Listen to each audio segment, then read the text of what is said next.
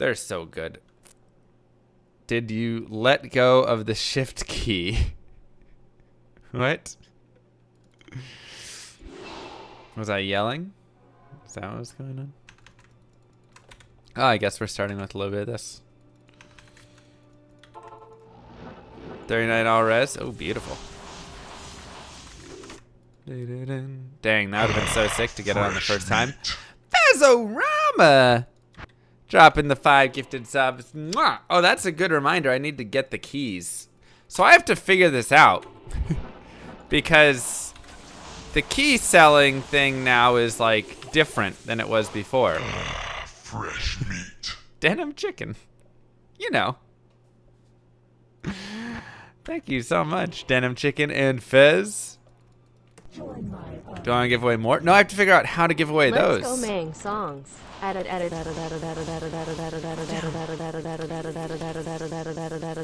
Ooh, ethereal war hat. Hello. Because now it's like I can't. You have to like buy it straight for the person. I can't just like buy the key and send it to them. Now it's like you buy it and it's straight to the account. I don't know. I have to figure out. Some stuff with it. So, I probably already have a Peasant Crown Ethereal. Hey, Mr. Llama. Dang it. We do. We do. Hey, how's it going, Crunchy? Blue. Help me. Happy New Year, Llama. Happy Here's New Year. kicking off a great bit only January with a donation. Whatever. It's not a bit only January. That's not. Fresh meat. Thank you, Flowerian, Crunchy P, Radical, D2 Pilot. So yeah, so I got to figure out the key situation here again soon. What is my New Year's resolution? You know, I don't have any one specifically set, but I feel like January, bit only January, called January for short. That's right, Fizz. I feel like it's gonna do with balance in life, and you know, setting time up to be a little more enjoyable for myself, and work out a little more. I think that's where it's at. Happy New Year, Macro. Just because, like, you know, I feel like we worked really hard this year. All of us, you guys included. All of us were in here putting hard work. And so, I don't know. Gotta return to a little bit more balance. And then gotta figure out some other things. Worked out our eyeballs real good. Yeah, we didn't work out enough this year either. I would also love to get Mang songs this year. That is true. That's one of my resolutions. Find Mang songs by end of the year. Or find it by my birthday, age 30. Because that's the other thing. I'm turning 30 this year. Ha. Really, Gymnasium? Fresh meat. Oh, I guess you're right. It did. Sir, carrot cake. Mwah. You're also turning 30? Wow, everybody's turning 30. So, hi, kitty. My hair is I'm getting a lot of grays. I don't know if you can see it on the stream very well, but like I'm getting a lot of grays like over here, and then I'm starting to get some up here. I'm gonna be smoky by the end of this year, man. Like the grays have just accelerated. It's true, I said there. You realized yesterday that you're 23 and not 22 and feel like you lost a year? Bruh, I did that when I was like 25. 26, except I lost like 3 years because somebody asked me how old I was, and I was like, I'm Happy 23. New Year all. And then I went, wait, no, I'm 25. I'm 26. That was a rough day. Happy New Year, Darth. Thank you so much. Welcome back. Losing 3 years is rough. Becoming George Clooney, get all the soccer moms hunting me down. There you go. Drunk. Yeah. I don't know how I became 29 either. But I'm here now. Oh, to have Kylie's youth.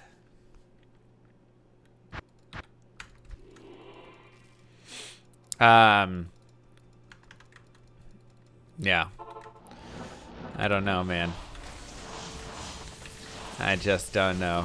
To be 14 again. Shut up. She is at least 17 or 18. No, at least 20 now. God.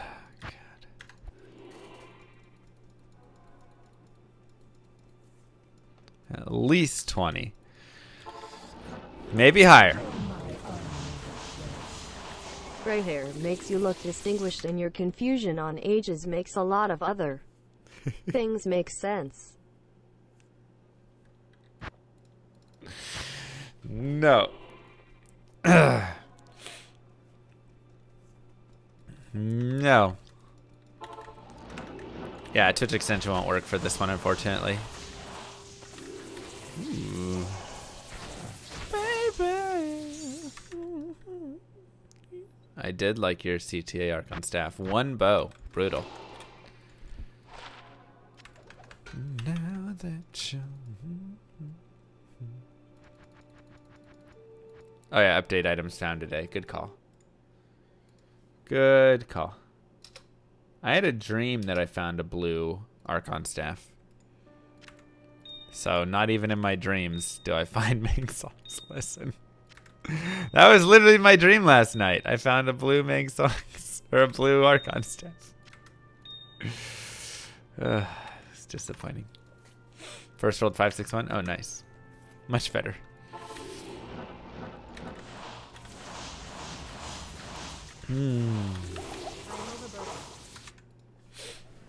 Hello, Luke. How are you doing?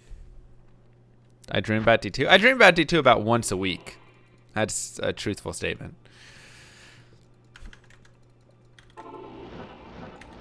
Just finding items, doing builds, whatever stuff.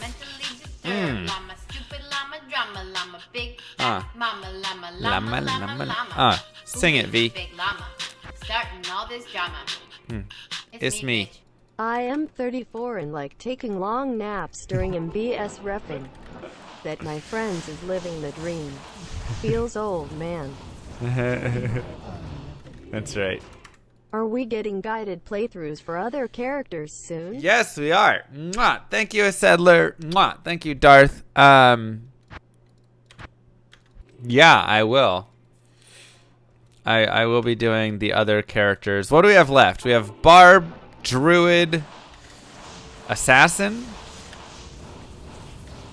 Are those the 3 remaining? I think so. So we'll be doing those. That'll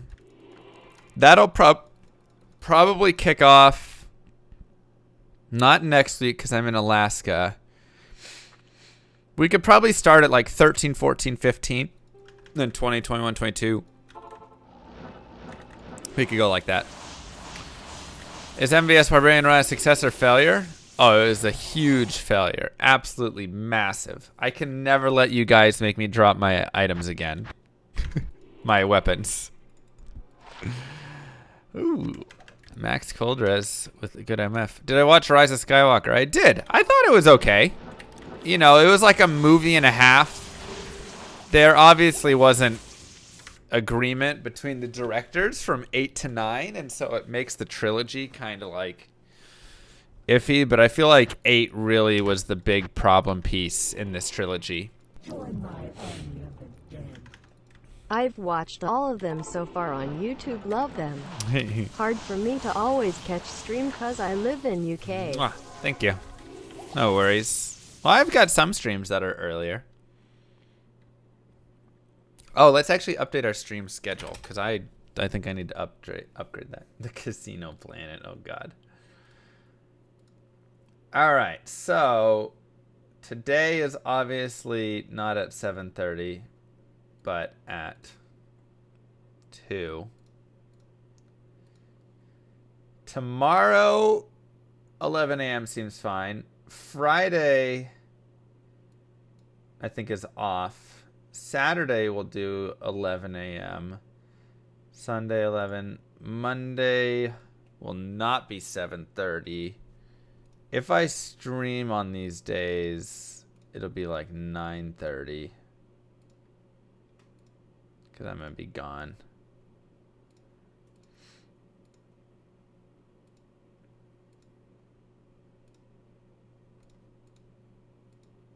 That's maybe even later than that. Probably 10:30 because it's 3 hours behind.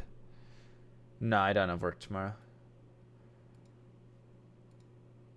We'll just set it to... Yeah, let's actually do that. Okay, so we'll say 10:30s for those ones. But we'll also put a Alaska. Streams may vary. And then we have nothing here. And then we have Alaska streams may vary. Okay. And then we'll be back on schedule after that. Cool. Can't wait to spend New Year's Day 2021. Still looking for Ming's song. Get out of here. Marionette was crafting Alaska last time. Exactly. So if Marionette is trash again, then we'll have to call it, I guess. But I did get back into the other hotel, which has better internet. Like mildly okay streamable internet. You know, it's not perfect, but it's alright. Do I watch the Admiral Akbar mid-credit scene? What? What? Regardless, minus 30 outdoor stream next week. Yeah, exactly. Roller Coaster Tycoon streams? Maybe. Maybe we'll do some Grim Dawn or something. Ooh, IK Helm. We'll have to figure out what it is. Can I just pay the $5 and get the good internet at the hotel? The thing is, the good internet at the hotels is always just like better download, but the upload rarely changes. So often it ends up not being worth it. Javelin, should you work for Infinity or Enigma first? I think Infinity. That's like such a big boost to your damage. How long does it take to get the runes? 60 hours of farming Lower Crust. That's the fastest you'll probably get it, unless you get lucky. But, you know, if you're farming at Players 8, Chaos and Cows and things like that, you can also get them in an okay amount of time. But yeah, I feel like if episode 8 was better, then episode 7 and 9 would both be better because of it. Episode 7 would be better because it's the setup, and so episode 8, you know, could play off the setup and that would make it better. And then episode 9 would be better because they wouldn't have had to spend the first 45 minutes redoing episode 8 essentially to take their own vision of what they wanted. Lesson this year. So I feel like 8 was really like the most important one. Thank you, Vinnick. I hope so. And they kind of dropped the ball with that. Because when you look at like 4, 5, 6, 5 is the best. 5 makes 4 better. And then it allows 6 to go off and be really good as well. Because 5 sets up all of this redemption, right? Like, I just watched 5 literally a week ago. And it's amazing how much the Alliance just gets their butts kicked in 5. Like, nothing goes well. Hoth gets discovered and wrecked and destroyed, and they figure all that stuff out. Solo gets captured and is frozen. Like, the whole Cloud City thing. C-3PO's been destroyed. Like, every single character Luke got the crap beat out of him. He gets his arm cut off. He barely survives. He's literally hanging off the like metal pole at the bottom, just getting rescued. Like, literally, this is 5. Every single person in 5 loses. And I'm sorry if spoilers on a 40-year-old movie are coming out here. So, like, every single person and thing in 5 loses, and it sets up 6 to then be this amazing thing where, like, they can come back and he can re-meet with Darth Vader and have that fight again, and they can go and, like, rescue Han and have this whole rescue mission and maybe just scrape by there, and, you know, like, all of the stuff they can do in 6 to, like, redeem from 5. It sets this whole thing of, like, I don't know if they're gonna make it, right? I don't know how they're going to get past that. They're clearly weaker. They're clearly inferior and all of this. And that's something that you just don't see at all from 8, right? They don't come out of 8, like, with all their characters broken down, and then they have to, like, have this great 9 to, like, redeem themselves. Like, 8 was just like, yeah, everything's great and everything's fine, and, you know, oh, whatever happens, you fly back into the ship if you get knocked out, like. Right, and Luke spends most of 5 training. Exactly, because he's not good yet. And then he still goes off anyways, and they say, hey, don't go off. And he goes, no, I'm ready. I'm going to go do it. And they're like, you know, Yoda and Obi are like shaking their heads, and then Luke goes and gets his butt kicked. You know? And so we got SOJ. Oh, nice. Congrats, man. And so that's like the thing. Like, there is this whole weakness. And I think it's not just in, you know, like in the movie. Like, I can straight up make this exact correlation to a lot of movies made nowadays, and at the same time I can make this straight over to a lot of video games nowadays as well, right? I'm probably going to do this next week. I think next week I want to film videos, and the video is going to be like why Diablo 2 is the best game ever, or what makes Diablo 2 amazing, what makes Diablo 2 bad, what makes Path of Exile amazing, what makes Path of Exile bad. Like, I kind of think I want to do some videos like that. And, thank you, Radical. If last MBS was your episode 5, I can't wait to see how you redeem yourself in the next MVS. You betcha. We're going to pull out the sorceress or something.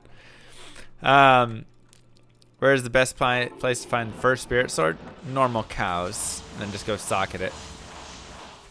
Yeah, I think Kylo Ren's pretty good. He's a pretty good character.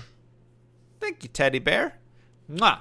The biggest issue with Kylo Ren, honestly, comes more from the other characters around him. Like, the fact that Finn can pick up a lightsaber randomly and fight against Kylo Ren in episode 7 and stuff. Like, what? No, like, Ren should literally just grab him, throw him against a tree, and then, like, throw a lightsaber through his gut, and then that's the end of it, you know? So that's kind of the, like, bad part of Kylo Ren, is they make everybody around him so strong that he ends up appearing kind of weak, and it's like, but he's not weak. He's Kylo Ren. He's, like, super strong. He was very injured. No. So,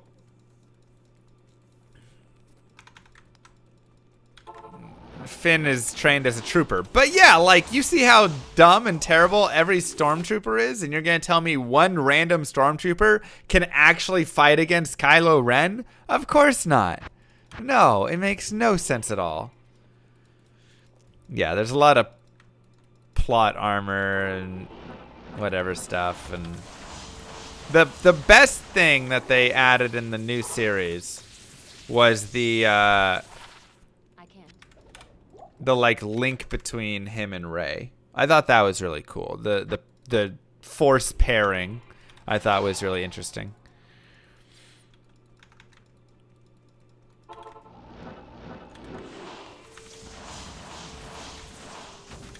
Because Finn is force sensitive, but yeah, but still, like, this is the same problem, and this is the problem that I would totally relate to Path of Exile and Star Wars The Last Trilogy versus Diablo 2 and Star Wars the 4, 5, 6 originals, right? It's that in the originals, in D2 and Star Wars 4, 5, 6 and all of this, like, people have to still train and still suck and aren't just GG amazing gods from the very get-go with no immediate like difficulty whatsoever. And then you move on to 7, 8, 9, or you move to Path of Exile or Diablo 3 or whatever, and everybody's just a god all of a sudden. You're just this Nephilim who just wrecks everything and does billions of damage, and, you know, no matter what skills you use, no matter what you do, like, your character is amazing. And that's the difference between now and 20 to 40 years ago. Yeah, the big Mary Sue. We're talking about everything nowadays. Everything is no struggle. Fresh meat. Mwah. Happy You New trainers. Year. Here's to another year of not finding Mang Song. JK, JK, JK, IO doll, IO doll, IO doll. Awful. Happy Nuevo Año to you as well. I can't carry anymore. You have a nice New Year's nap already? Baby. So that's the problem.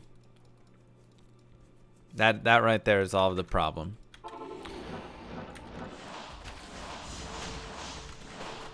Sometimes I'm in the mood to just destroy a game. Right. But, like, I think every game, every movie, everything has just skipped over the whole part of what makes something replayable and interesting and last a really long time in your mind and your heart and all of that stuff. And that's the struggle. The struggle is really the best part of life. I can't You know. carry anymore. When I think about life, and we're gonna get a little bit off from this, but that's okay. When I think about life, I think about this. I always say, the best things in life Fresh meat. Happy are New Cinder. Year. Thank you, Let's Cinder. get that Mang Song. Mwah. Happy New Year. The best things in life, or the things that you want the most, are the things that you want to struggle with the most.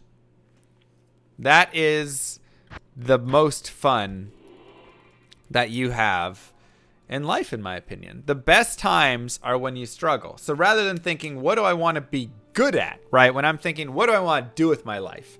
Oh, I want to be really good at playing piano. I want to be really good at, you know, juggling. I want to be really good at whatever. Don't think about the end result, but think about, what is it that I want to struggle through? What do I enjoy struggling through the most? I really enjoy learning piano. I really enjoy playing this difficult game to get to the end. I really enjoy, you know, working out because it's a struggle, but then there's, you know, I can feel myself improving, all of that stuff.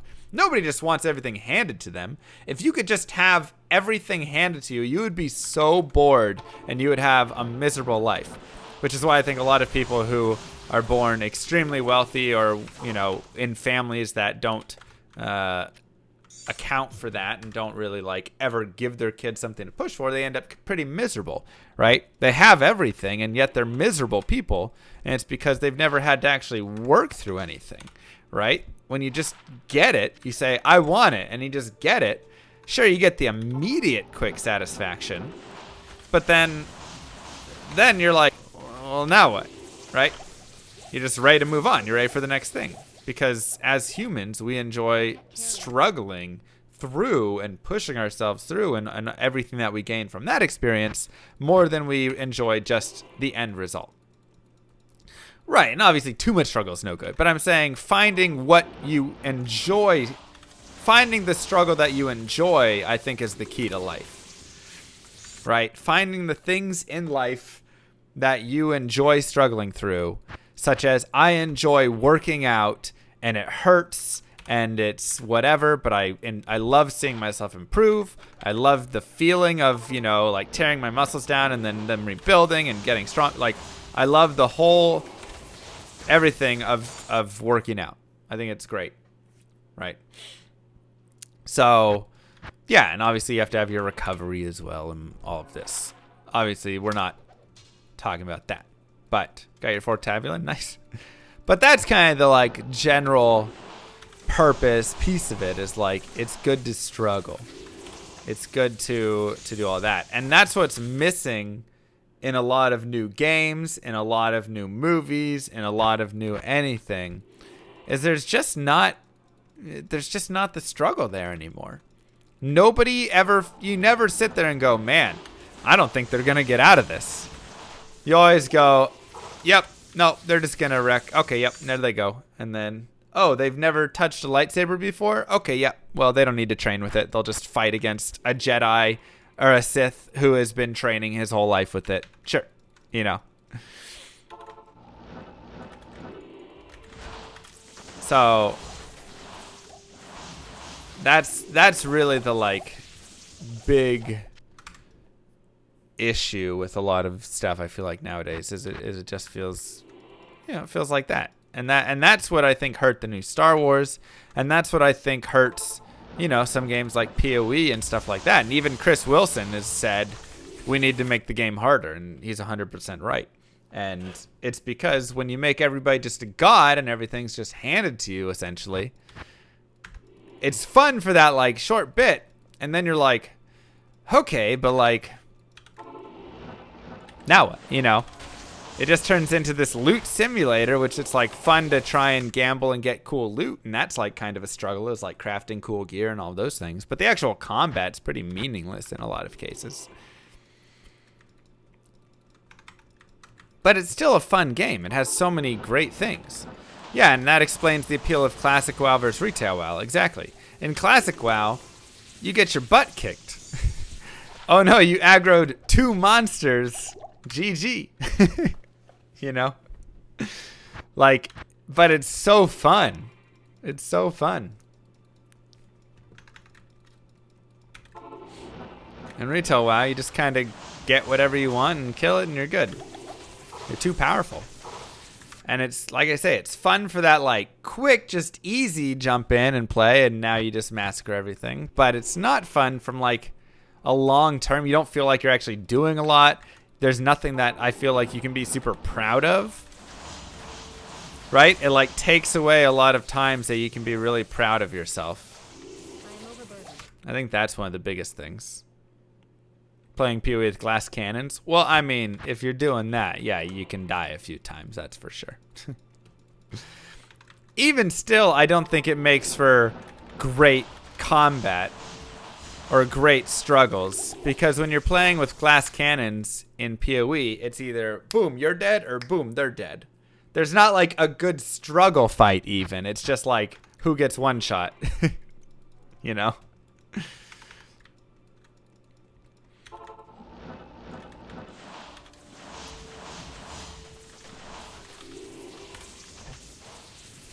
So that's the bigger issue I think with PoE overall is there's never it never feels like a super great fight. Some of the boss fights are fun. I love the Atziri fight. I think there's some good back and forth there. Like some of them are fun, but for the most part, a majority of the game, I feel like I go either they're dead or I'm dead, and I never have a good back and forth fight with them. So that's what I'm praying 4.0 fixes.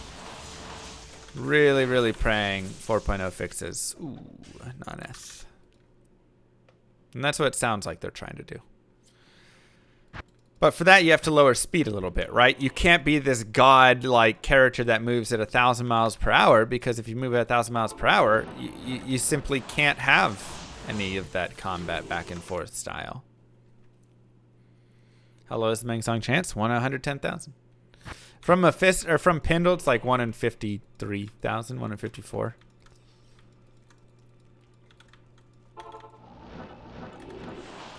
Anakin in the prequels is rough, man. At least there's still some of that. Like, that's one of the best parts about 3 and why 3 is actually not terrible. Is like you get to watch Anakin become like overconfident, over greedy, and just everything, right? He gets so insane, and you can totally see his path to it. And then because of that, he gets in his mind, and then he just gets wrecked, and it's great. And then he has to like rebuild into Vader. So I think the prequels aren't bad there. The biggest issue with the prequels is number 2 is just a nightmare with Anakin's dialogue. It's just like disgusting. So 2 is still probably my least favorite movie, even with 8 being awful as well. So that's always my biggest issue there. Are there no mods? Please watch language. Thank you. 2 is a soap opera. It really is. 1, I actually enjoy some parts of 1. Obviously, it's not like, I don't think the story is great and makes a ton of sense, and the whole trade war and Federation, everything, right? It's pretty like whatever. Jar Jar's obviously Jar Jar.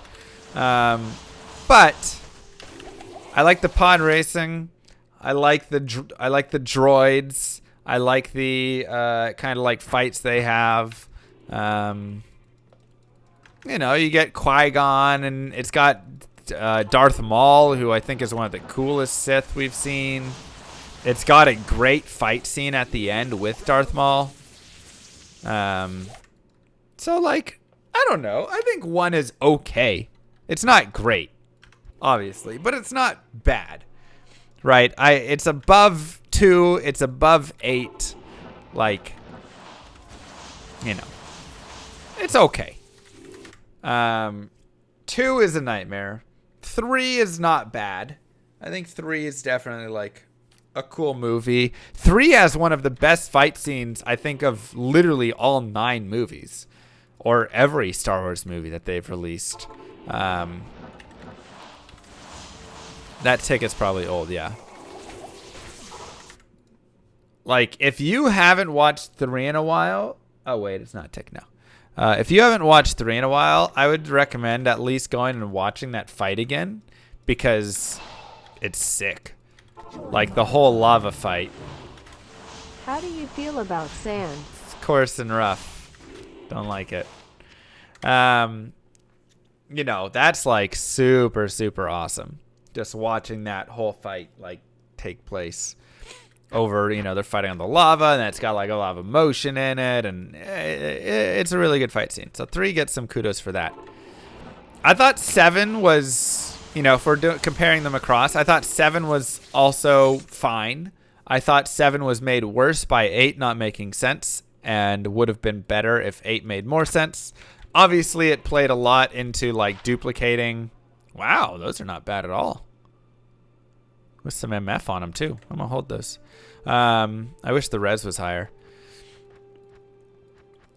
So obviously, I think that like, there could have been more done for whatever stuff with it all. But oh wait, let's do this. But I felt like 7 was okay. And they kind of had the, like, both her and him. I wish there was more of that struggle again. One of the biggest downfalls of 7 was definitely that, like, Rey and Finn both just were able to destroy anyone they fought, despite 0 training. 8 was an absolute nightmare. They, like, tried to be funny. And that's where I felt like the whole movie made no sense. Like, it felt like they just abandoned any thought of good story or good movie.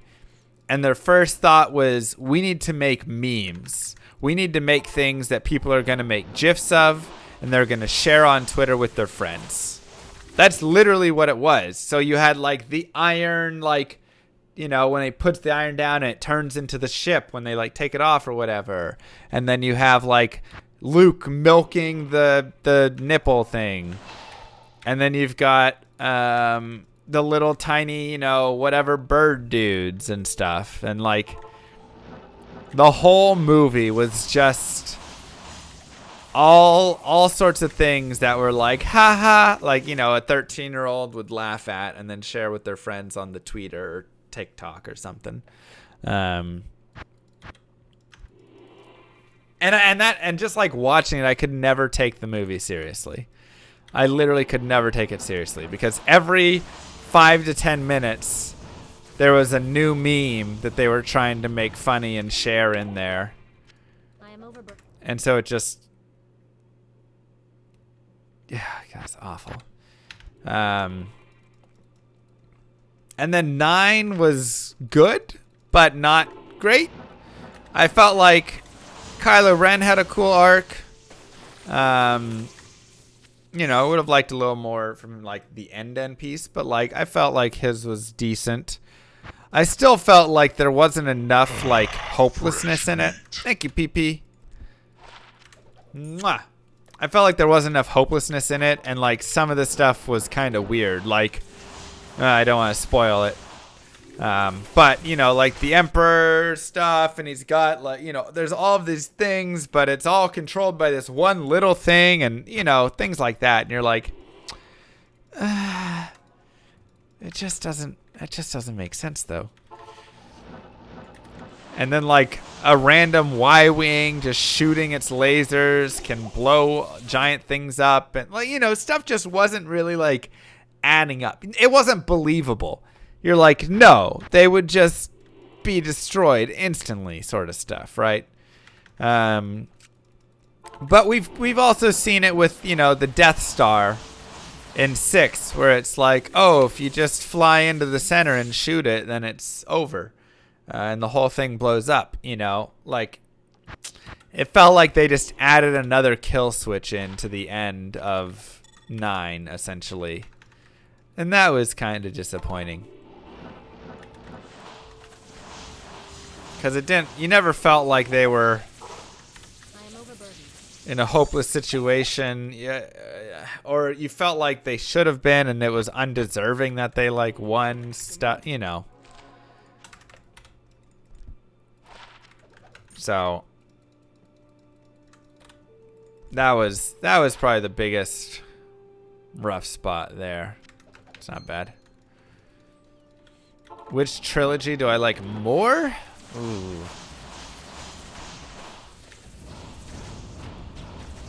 That's hard to say. I am overburdened. Because they both had terrible middle movies. You know, they both are pretty similar. It's like, okay first movies, terrible middle movies, okay last movies. It's like, I probably like 3 a tiny bit more than 9. But maybe 7 a tiny bit more than 1. And 2 and 8 are both bad.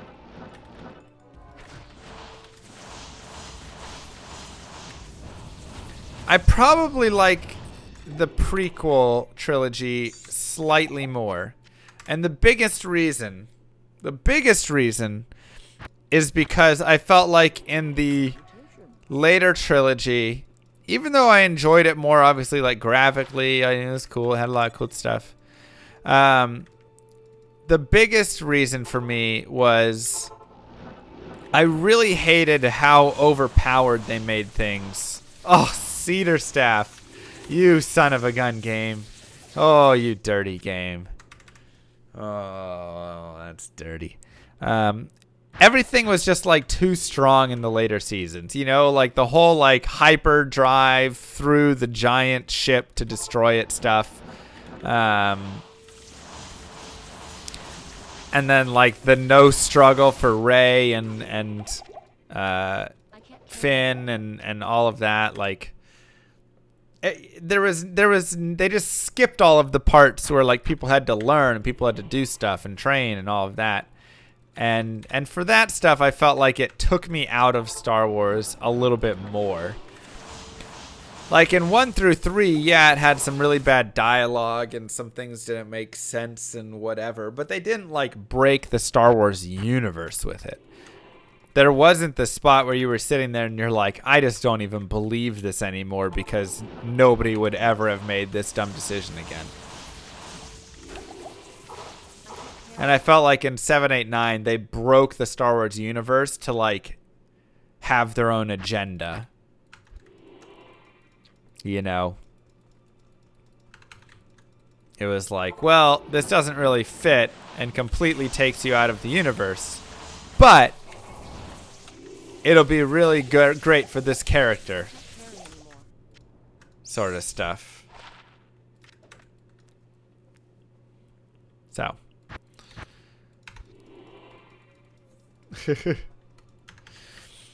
But it's a 1 in a million shot. Get out of here.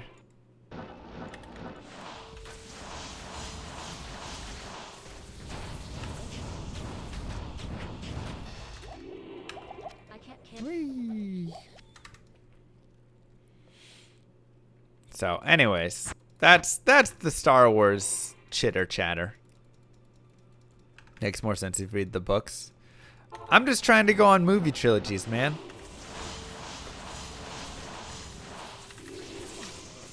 So I still enjoyed it. I think visually it had a lot of really cool stuff in it. You know, but then just had some weird dumb things as well. Like the whole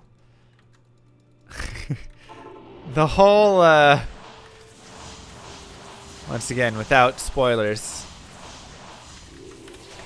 the whole thing with the Death Star and then the like finder piece and the all that.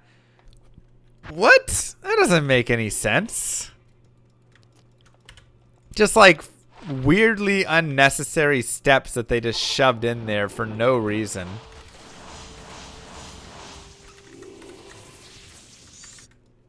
You know. Are fight scenes decent, at least in the new movie? Yeah, I think they're decent.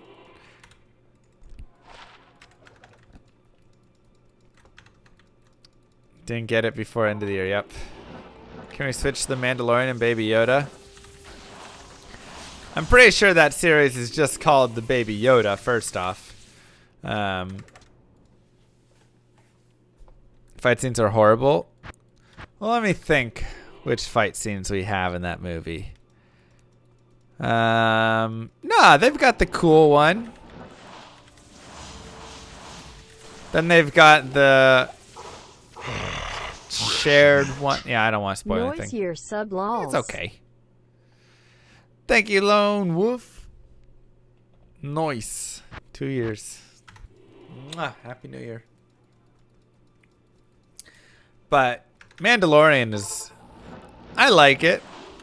Not a lot happens, you know, but it's kind of nice. It's nice and like relaxing. I can't carry anymore.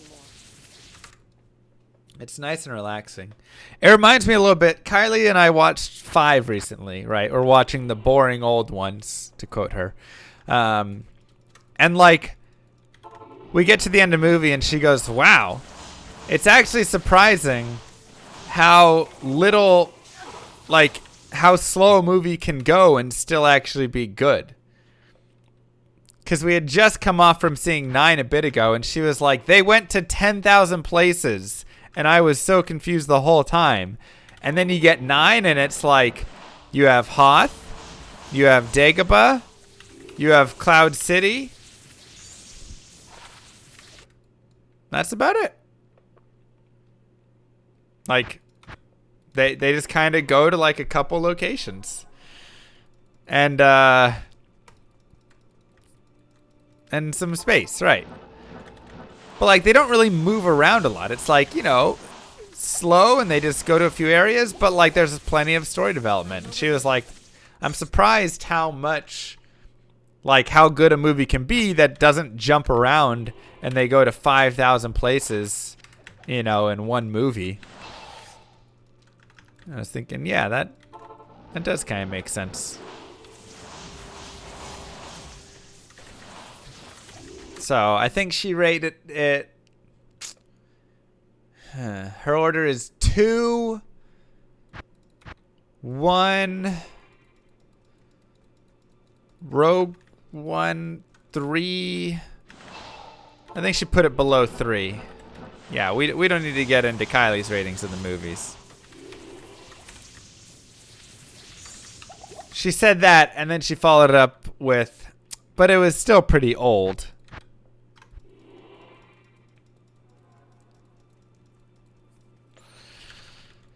So,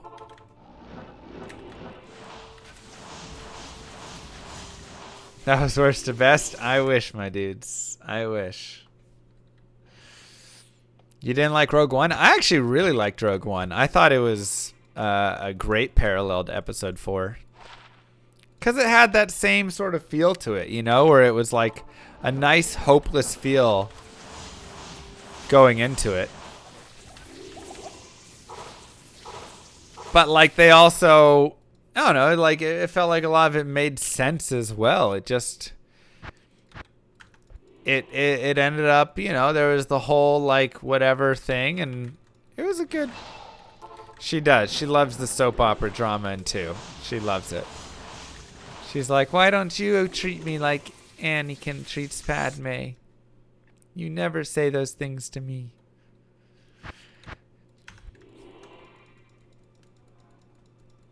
So. But it's still really old. She was talking about you, llama. Watch it. I ain't 30 yet. All right. Carry anymore.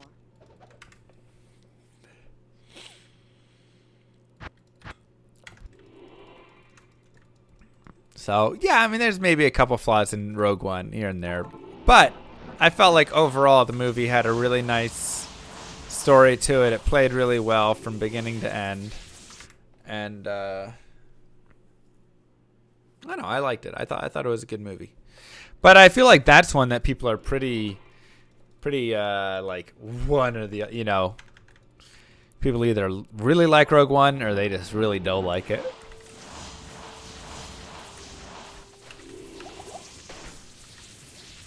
I think Solo as well. A lot of people, I think more people dislike Solo.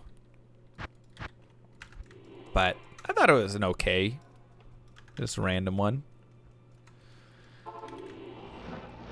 That's what I thought, Lone Wolf.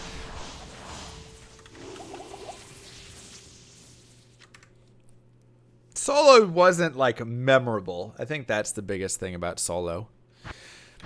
Like when I try and think back to what happened in that movie, I'm like, was this in that movie? Did that happen? Thank you so much. I'm here.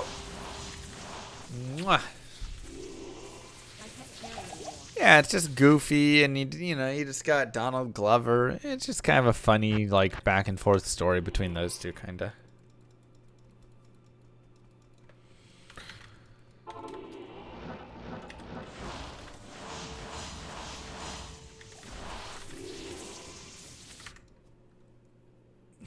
Baby Yoda. No speedrun for new record for 2020. Well, we'll have that too.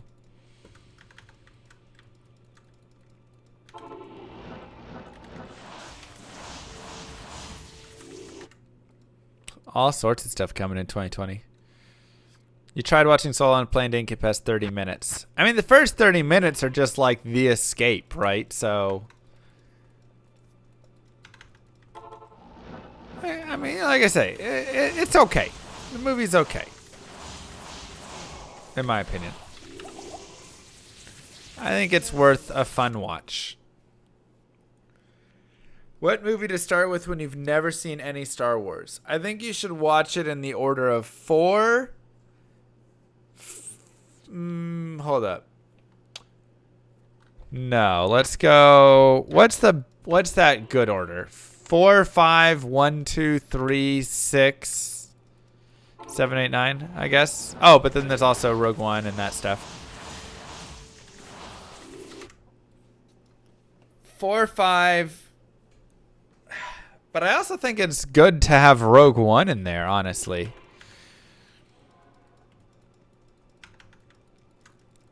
A lot of people skip 1. Yeah, I mean, I think it's fine to watch it. I'd rather skip 2 than skip 1, even though it has some necessary character If development. you want to get a unique arch and staff, why don't you simply take a unique rune staff then? Upgrade it. Yep, that's Upgrade it to elite using the cube. That's Problem right. solved. Kappa cheer 100. so. Like, would I start with Rogue, or would I start with 4? The problem is, I feel like you can't quite start with 4, but starting with Rogue can have like spoiler stuff in it.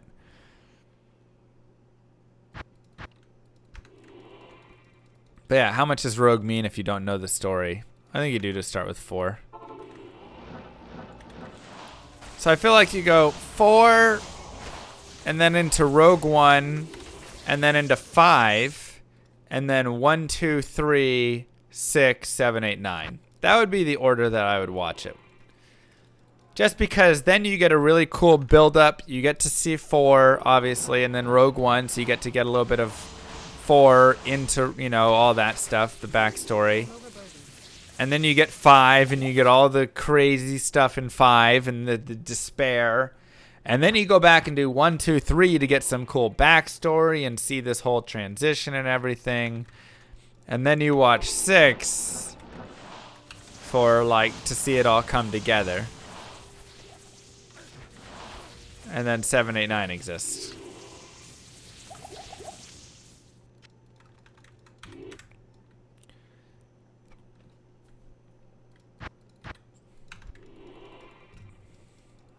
Do we discuss in this one? Yeah.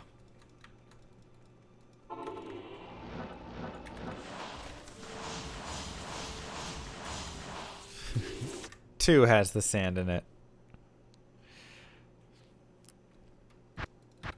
Well, I think watching 6 and then going back and watching 1, 2, 3 is like spoilers almost, you know? Like, I think it's much better to throw 1, 2, 3 in prior to watching 6. That's kind of like a flashback.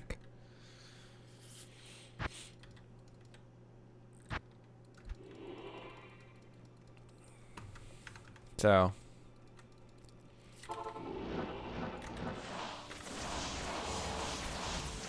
you get to like watch both sides build up, and then 6 is the fantastic like accumulation of it all. Do you think Kylo Ren likes sand? Nobody likes sand. It's coarse and it's rough. Not like here. Here everything is soft and smooth. I am overburdened. And 8 is full of salt. It's true.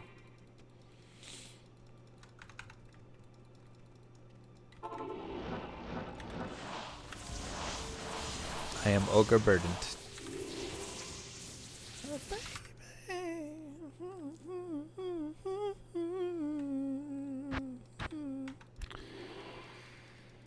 Why disappoint yourself by watching the crappy movies? Well, that's the thing. I think that like 1 and 3, I don't like 2 a lot, but it does still have development. I think that 1, 2, 3 still has a lot of good development for the character. It's kind of like when I was watching The Joker. What a fantastic movie The Joker was. Not because the movie was like fantastic in action scenes and whatever stuff like people thought it would kind of be, or some people thought it would be. But it was fantastic in that I could sit there and I can appreciate The Dark Knight, and I can appreciate all of the movies that have Joker in the future by understanding more of who of the Joker is, right? When you get that backstory, you can understand motives a little bit more. And when it's done really well, then you can understand in the future why the Joker does something. And you go, man, you know, if you don't watch that, then you're like, it doesn't make sense to me, right? I can't understand why anybody would do X, Y, Z. But after you see the Joker, you go, I kind of get it now. I understand a little bit. And so that was the like importance of that movie, and I think the importance of You know, just like the 1, 2, 3 as well. Even though they're not amazing, they give you a lot of knowledge into why Obi-Wan acts how Obi-Wan does, why Vader is who Vader is, you know, all of those things. Yeah.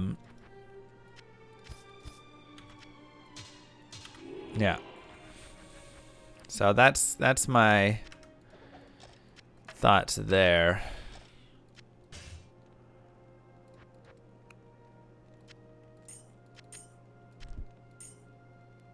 No.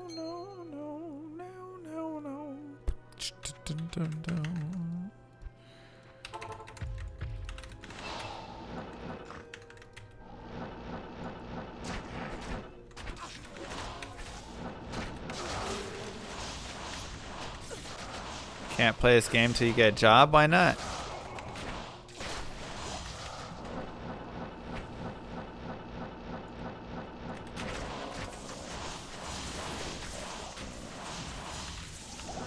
I am overburdened.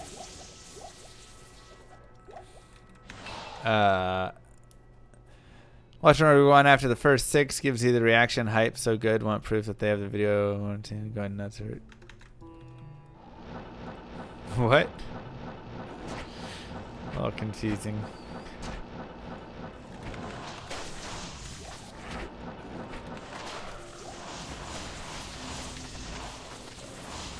What are your thoughts on Soylent Green and Logan's run? Wait, what?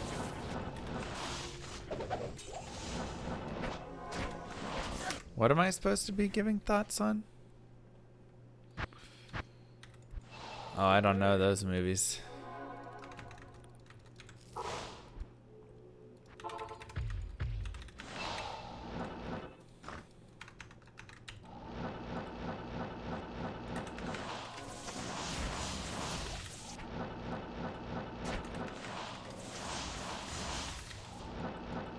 I haven't seen Citizen Kane. I feel like that's one I should watch. I can't carry anymore.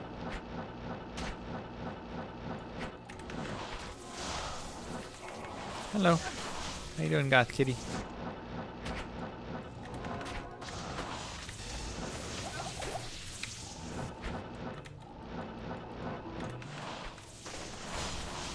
Overrated, but still good. Fair.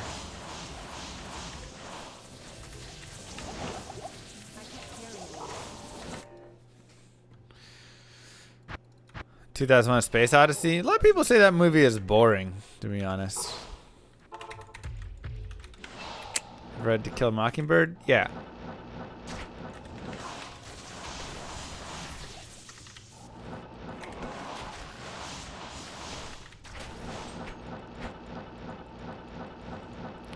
Thank you for converting that sub, Countdown.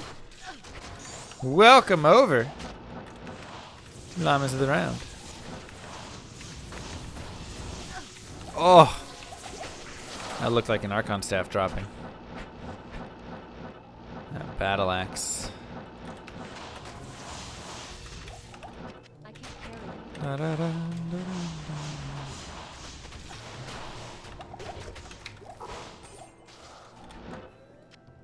Sure.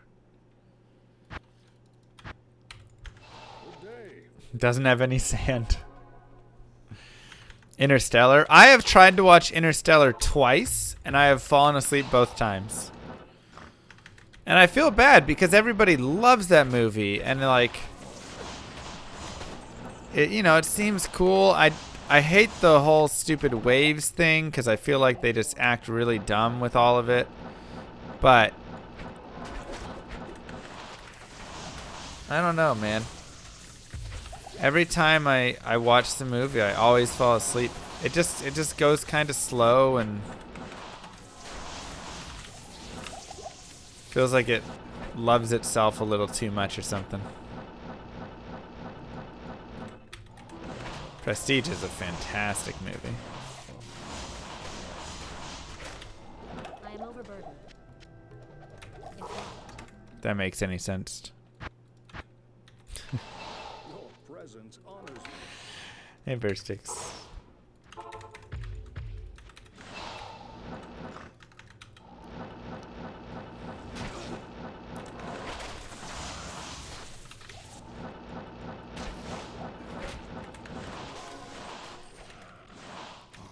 Articulated mail. Come on. I can't carry it.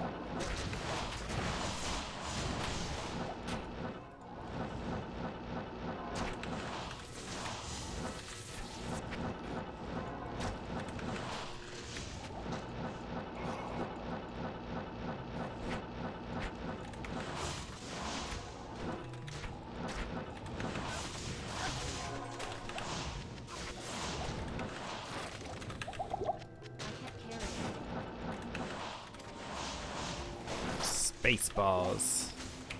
The movie. Have I seen Shoplifters? What about Face Off? I just watched that recently. Not bad.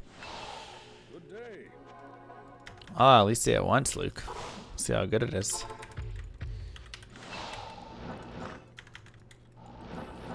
Have I seen The Moon? No.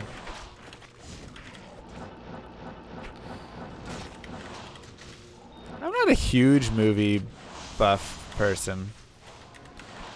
Maybe one day I'll go more ham on it, watch a lot of the classics and take notes and stuff.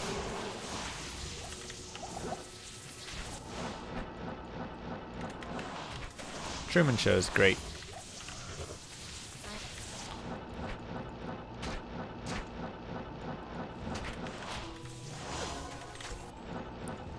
Like, I definitely enjoy a good, Hydra Bow. A good movie. I just feel like there's so many not good movies. That, like Cats. Presence honors me. There's so many predictable movies. How about that?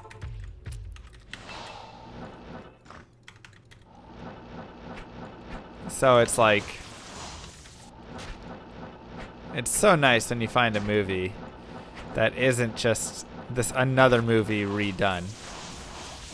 You know?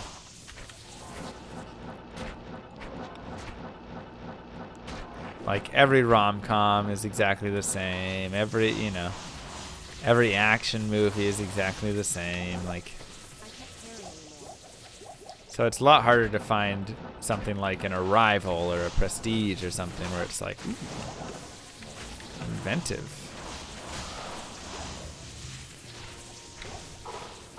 But I mean, it's because people will pay to watch the same rehashed garbage. So like, that's just how it goes, you know?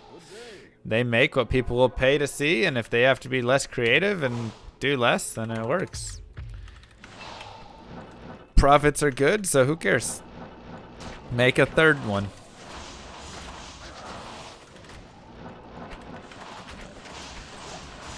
Nah, my player's one. I am overburdened.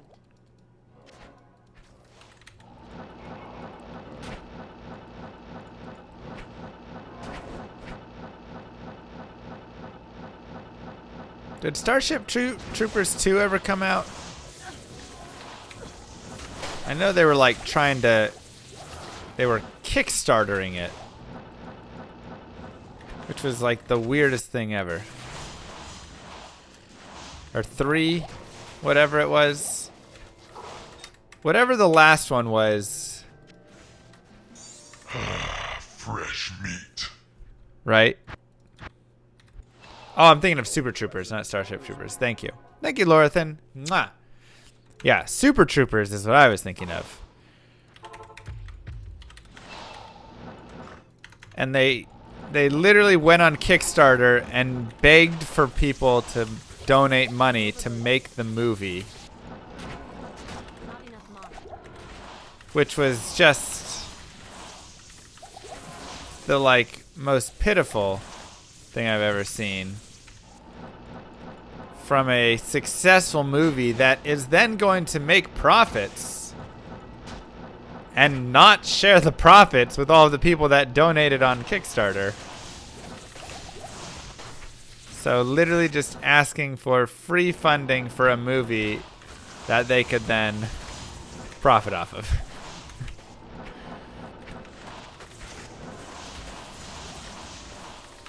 And like a studio that could definitely afford to make a movie, you know? It was weird. Good day. Iron Sky?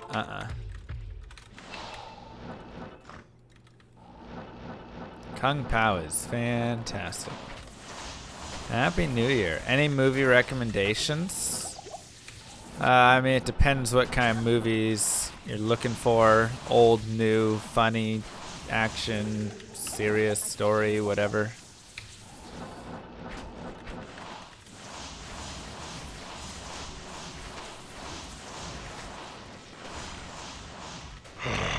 Fresh meat. I am 58. Hey, from Denmark. Thank you for the 4 months. How you doing?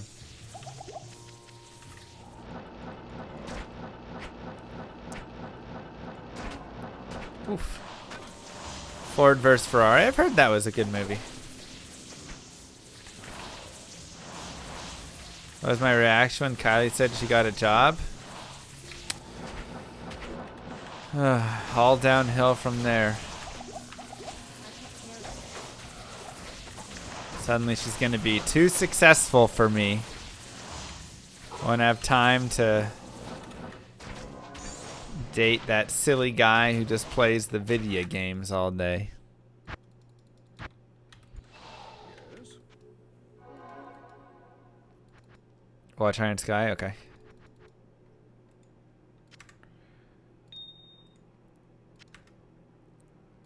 I didn't see Dunkirk.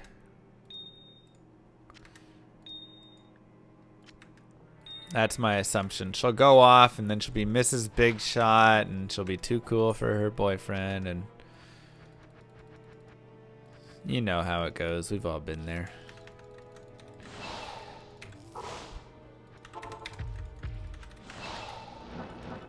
We need a few more Matt Damon rescue movies this year. Agreed.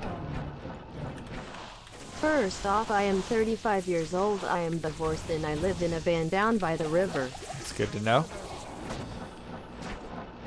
You radical. I can't carry anymore. Nah, I'm excited. I think it'll be really good for her. This is something that I think is super important and unfortunate for a lot of people. Perfect. We can meet up. It's about half age. I am overburdened. So I'm a streamer and I also work a job, right? I do both.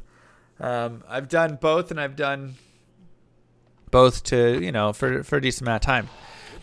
And each of them provides wonderful things, right? So streaming provides a bunch of beautiful things, like it provides a means of a creative outlet. It provides you, right, running your own business, like finding ways to make it work, being inventive of new ideas, Manvert Stream, or, certain giveaways you do or whatever stuff, right? You can run it all. And so it really has this new cool push on your brain a little bit that you don't get from other jobs. You also get a lot of really cool networking, so it's great in that it pushes you to network with other people, right? Other streamers and other developers and sponsors and all of that stuff. So you have to do a lot of work, and there's a lot of stuff that people don't think about goes into being a streamer and being a successful streamer.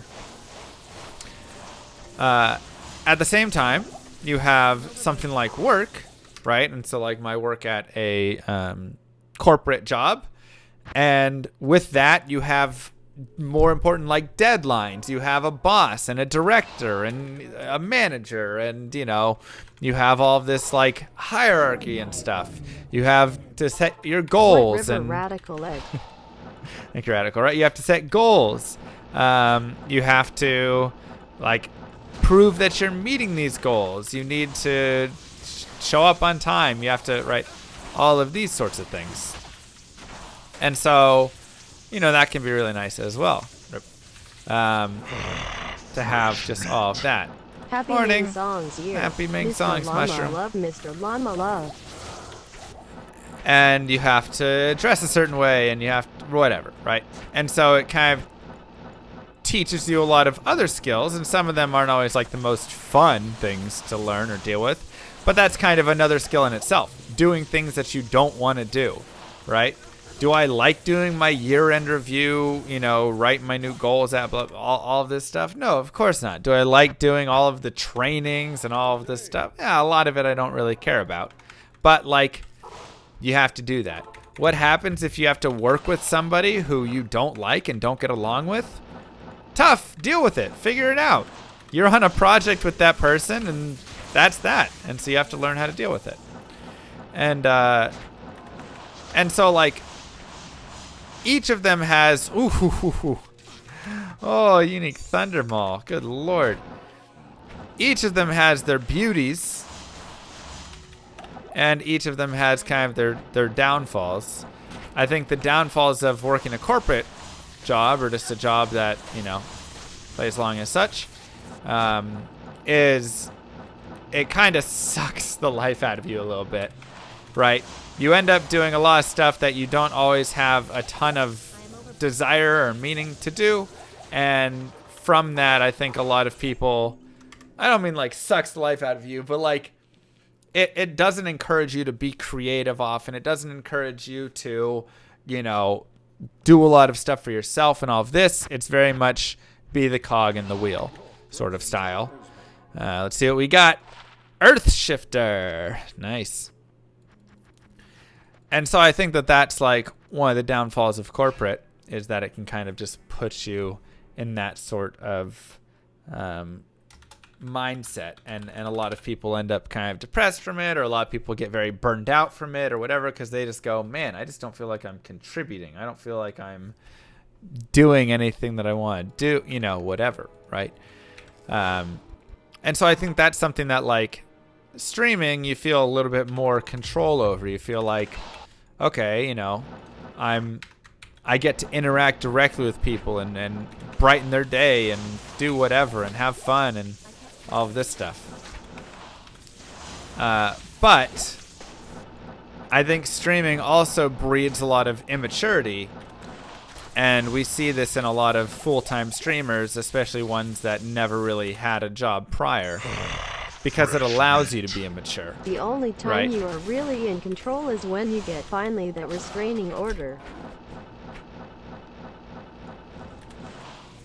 Get out of here. Gosh dang it, Hirsch.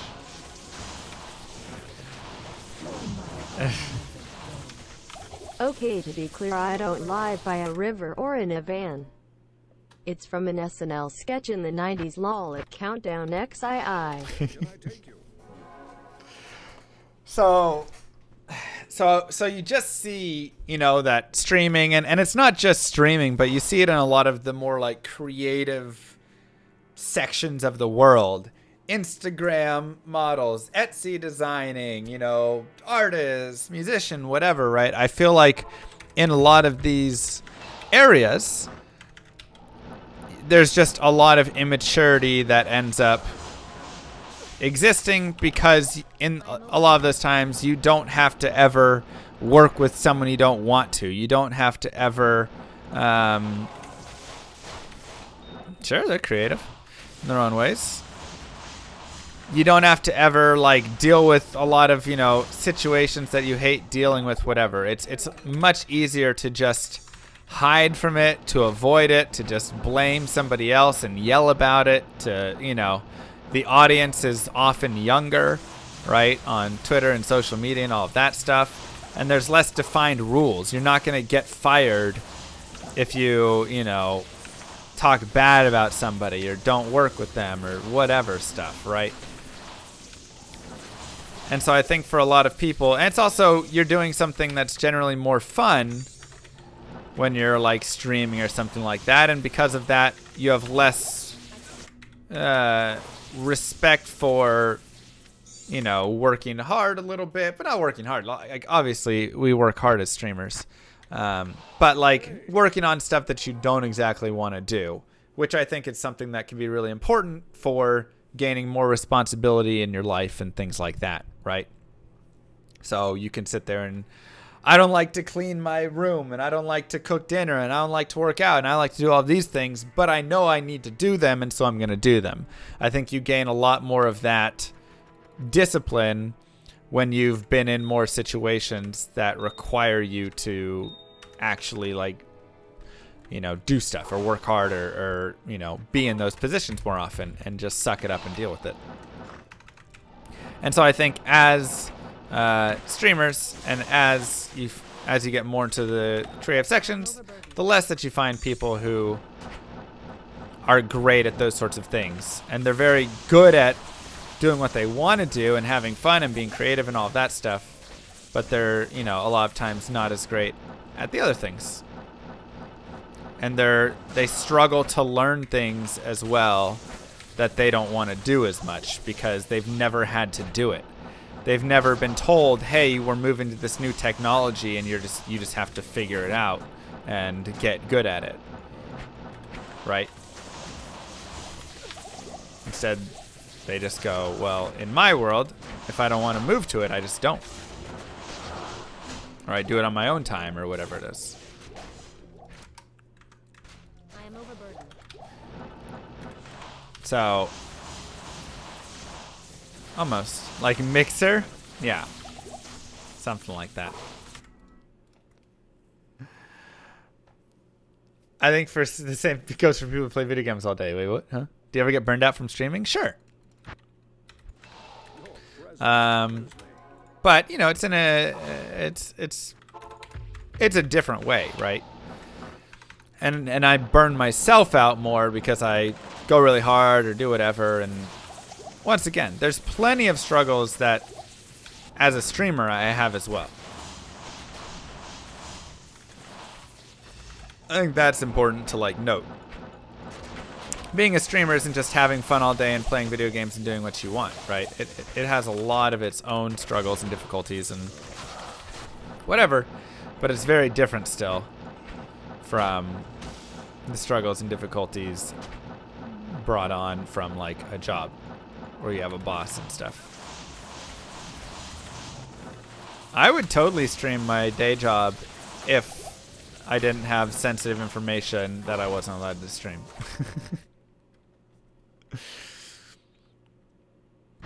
For sure, Radical. Good day. Just make a Mr. Camel Mixer count. Oh god.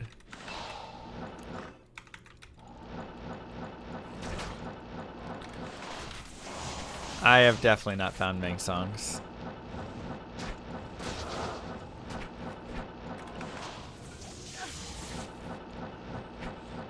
Definitely not.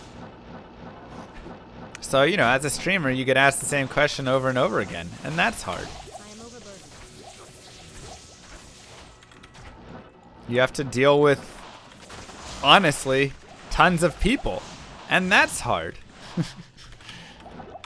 can't Like, carry anymore. dealing with hundreds or thousands or whatever of different personalities and people and yeah, you have to develop a lot of patience for it. You have to develop a lot of I think one of the hardest things about streaming is that you need to not always but almost always be on, right? Same as like a talk show radio host. And obviously it's okay to take some days off. It's okay to take some time to yourself. It's okay to have a bad day. But if you're having a bad day over and over again, people aren't going to want to show up and watch, right? Eventually they get tired of that. So, like, even if you've had a bad day, even if somebody's told you a mean thing, which as a streamer you get told terrible things every day as well. You open up messages from people who just send you hate mail, send you just nasty things, whatever. And so, like, you have to learn how to just kind of not let that affect you as much or put it behind you or whatever and still put on a show for everybody. Raid streams are pretty funny, though. But the thing with a lot of raid streams is, one, either it's a really good show, or two, I feel like they burn out decently fast. And the reason is because nobody can be that mad every day without really, like, not enjoying their life, you know? Like, if every day you just have people say horrible things to you and then you react hugely just getting mad and throwing stuff and getting upset, like, you're just going to really start to have a terrible, terrible day every day. And then you're just going to get sick of it and you're going to burn out of it. So, I think that's the biggest thing. Where can I take you? There you go, Dahu. What would it take for me to stop working and stream full time? That's a tough question.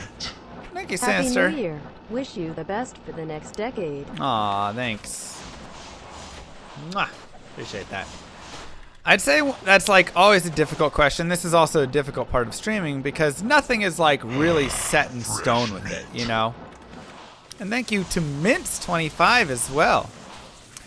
Like 1 month you can have 3,000 subscribers and the next month you can have 1,000 subscribers because 2,000 of them dropped off or you had a lot of gifted subs or whatever it is. You know, you can be having a great time and then somebody new comes into your game and starts playing it more and people like them more and a lot of your viewers leave for that. You can have Twitch ban you for some unknown reason. You can have whatever, right? Like, I don't like rage streams. They come off as extremely childish and immature to be that angry at the smallest of things all the time. Right, yeah. I mean, Unless it's for the it show. involves sand. It's coarse and rough and irritating There and it gets is. everywhere. Not like llama streams.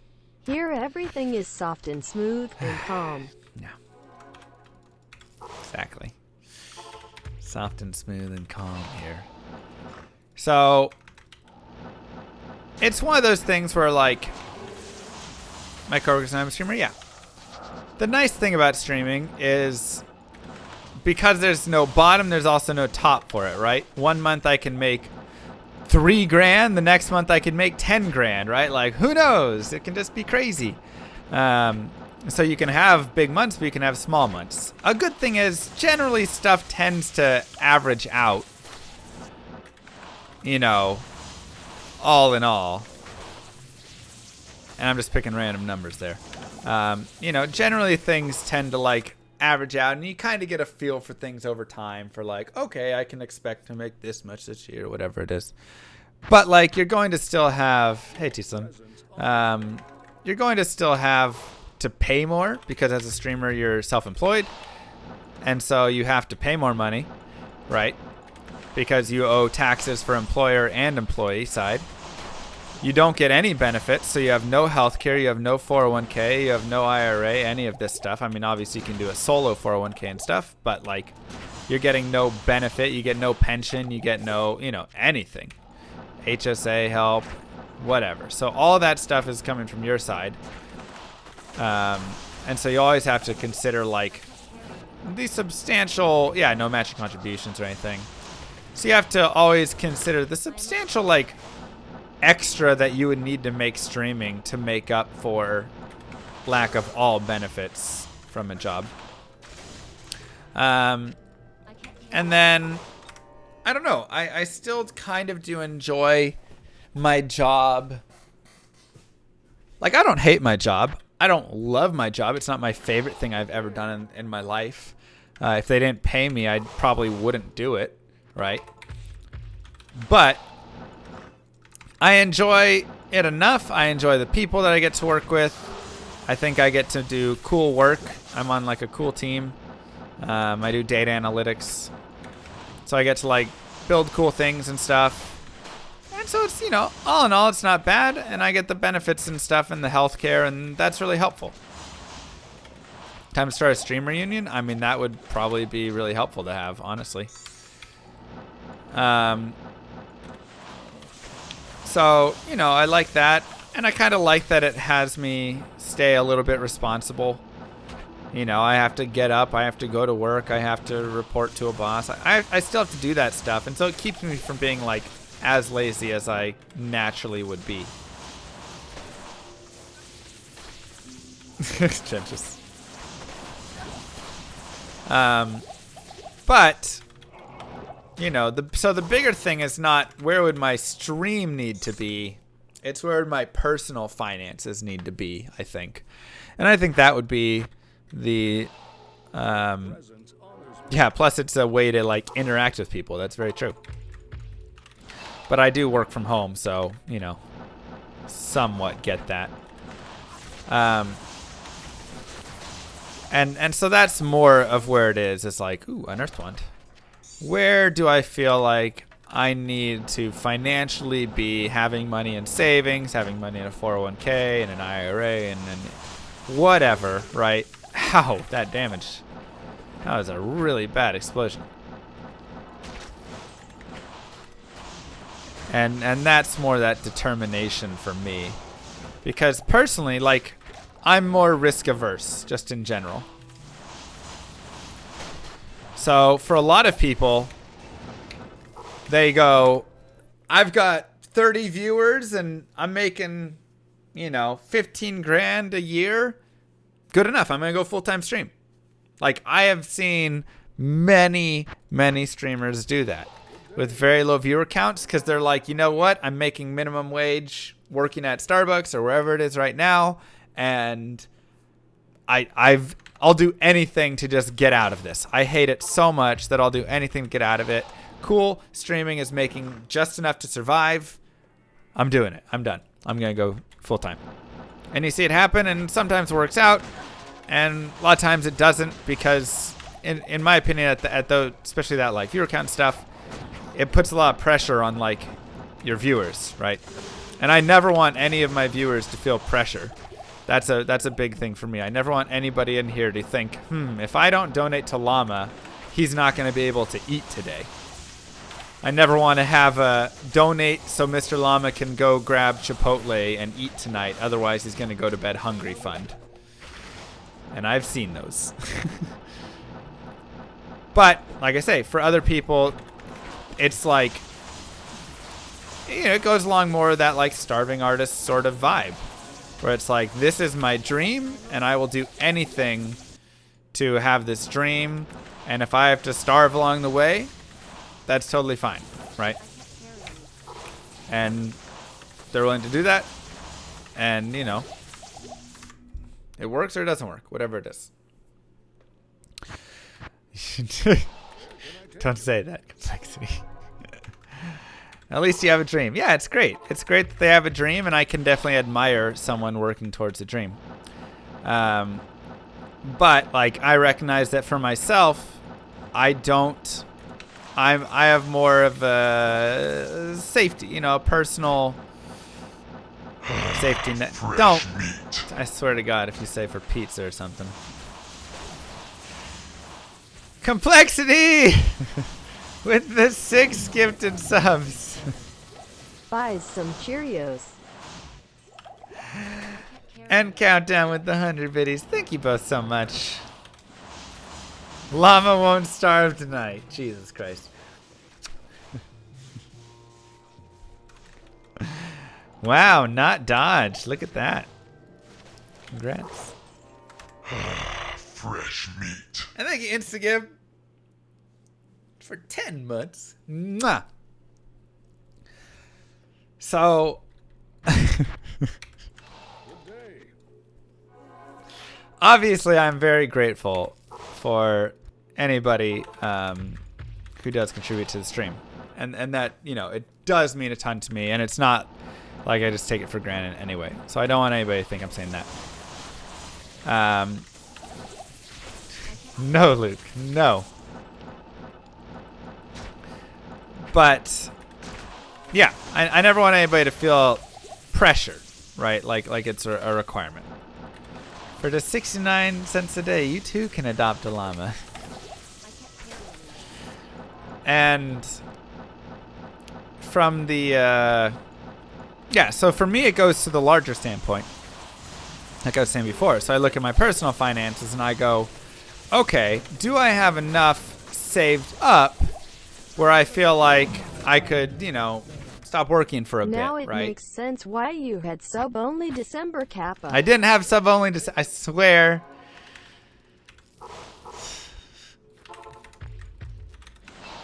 That's right, mums. Do channel points give me money? No. You just get them and they I exist. am overburdened. Oh, God. So, you know, I look at that stuff more and I say, okay, what are my, like, ultimate goals? Not just financially, but life goals. I can't carry anymore. And, you know, then financially, how well am I doing to get to them? And what sort of life do I want to have? And yada, yada, yada. So it really is like a pretty in-depth process that I don't just like one time come up with an answer for, but I'm constantly evaluating and adjusting. And I think that that's something that a lot of people need to do and should do more of. I think a lot of people kind of just live more day to day as it goes, and they don't kind of think about their long-term drop goals. would be the best way to start sub-only 2020. Mwah. How many subs would it take for you to do full-time streaming? I mean, that's the thing. Like I say, I don't have a number of subs it would take for me to go full-time streaming. Because 1, there's gifted subs. 2, there's Twitch Primes. They can all drop. And 3, subs can just come and go anyways. Thank you, Blom. That would be a fantastic way to start the day. So I don't have an exact number on it in any way. But, you know, at some point there would probably be... Jimmy. Since Subsember was such a huge hit, have you considered bringing it back next month for Subuary? No, I have not. Because it wasn't a thing then. Are bits as good as donos? If you already have the bits, a streamer will get the most money from bits. If you don't already have the bits, a streamer will get the most money from just a straight up donation.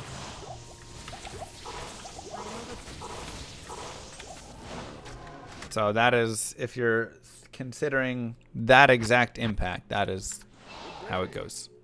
But bits are easier to use. You get bit badges. They, you know, whatever. There's a lot of like benefits to them. So I have a complete Excel page for my finances. I try to keep my monthly finances under 8% of your income, and that's great. I mean, that's absolutely fantastic. Did you see a unique Archon staff drop? I don't believe so. I don't believe so.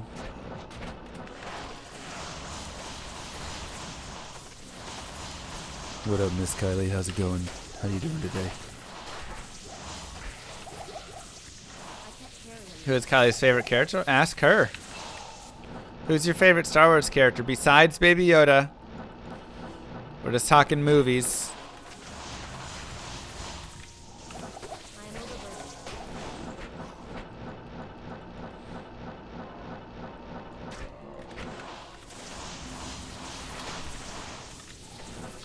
I can't carry anymore.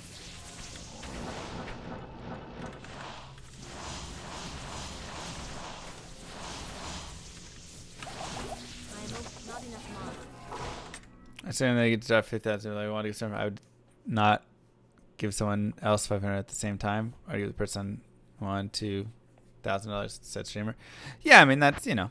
But some people like the bit badges and things. It's fine. Presence honors me. No streamer ever gets mad that you're supporting them in one way or another. I'm 29 and my viewers are around the same age as me. It's a 20-year-old game, so, you know, you're gonna draw that similar aged audience. Fresh meat. What up, Ham? Thank you so much for the Prime sub. Welcome to Llamas of the Round. Okay, Boomer. Feels Boomer, man.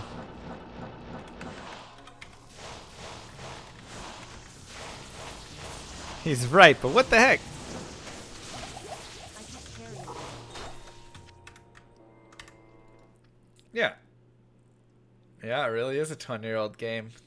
Came out in 2000. It's 2020. Actually 20 years old. Good day. 58. That's right. You did play a little bit. And countdown is 58. I did the math. It was pretty hard math, but you know, pretty good at math. Feel comfortable subtracting 20 from 2020. So obviously there is a point where I believe streaming would take over and I would leave my job. I would say if I was consistently averaging, you know, probably like 3,000 plus subscribers on like a normal pace, I think around that point it would just make sense.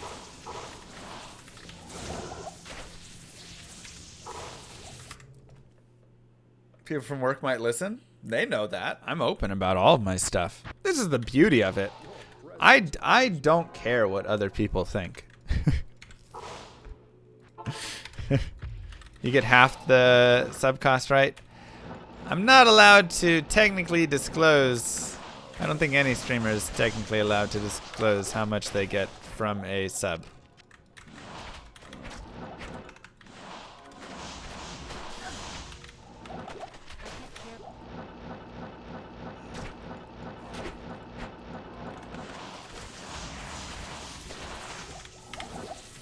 But that is the generic amount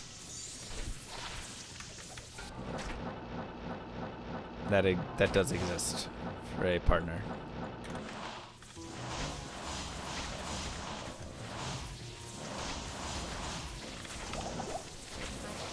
Well, this guy's toast is on Facebook now, so I guess he didn't really care, right?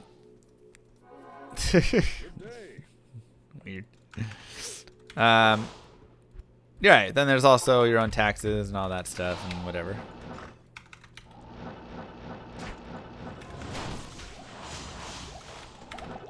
So, yeah, so I would say if I could make around like, or have like 3K subscribers consistent, at that point it would make more sense to just spend that time streaming. But, at the same time, and this is something I've kind of discovered a little bit more over time, and especially in these last couple months where we were playing and we were, you know, we had a lot of success this last couple months. It was great. We got to do Diablo 4. We got to like talk a lot about it, have a lot of fun with it, all that stuff.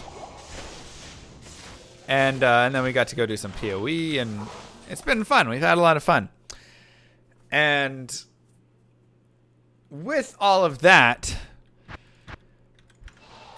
it's like, with all of that, I found that too much streaming isn't fun for me. You know, there are people that will stream 12 hours a day every single day or more, 14 hours a day, 16 hours a day, whatever it is. They take one day off a year, they, you know, all sorts of stuff, right? And they go crazy with it. Mr. Llama, did you know that the word for a seal in French is phoque? So taking that in mind, when the French head to the beach and they see a bunch of sunbathing seals, they are really looking at a bunch of lazy phoques.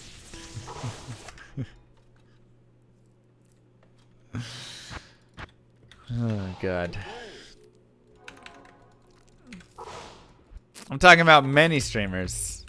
One being Zizrin, who is an amazing streamer and one of my favorite streamers, and I love the guy. One of my favorite people overall. Fantastic person. But the dude doesn't stop streaming. He streams all day, every day. His goal is to be, you know, one of the biggest Twitch streamers ever, and he's working on that goal and doing great at it. I don't share that same passion, that same goal, that same whatever. Right? For me, and I especially found this out the last couple months, because I was doing, you know, streaming almost every day and putting a lot of work in and doing a lot of good stuff and whatever. And I just found that like I wasn't enjoying it as much, you know. It was burning me out. I wasn't having as much fun. Obviously, I was getting sick. I wasn't being able to do a lot of the other things in my life, like working out as much and stuff that I like to do. And so overall, even though like I was able to make more and have a higher subscriber count and have a higher viewer count from it kind of created this like negative pressure almost, you know. It was like, man, right now I should be streaming because this is, you know, there's more viewers and more subs and more all this stuff. And I didn't like that. I just didn't like that. Thank you for the 2 months. Welcome back. Yeah, exactly. There we go. So, you know, it was like I kind of enjoy the stream when it's a little slower, when it's a little bit that's true, Race. You know, when there's a few less people, when it's a little bit more of where it's at. So I think for me, if I was really to go, yeah, easy going, we're having fun, I don't feel like I have to be doing crazy things all the time, whatever. Or even just be on all the time because, you know, oh, well, I've got 3K viewers right now, so I have to stream sort of stuff. And, yeah, so, like, when it's like this, I feel like I can hang out with you guys more, have more fun, have a good time, not get burned out. All the good things that I really like about streaming.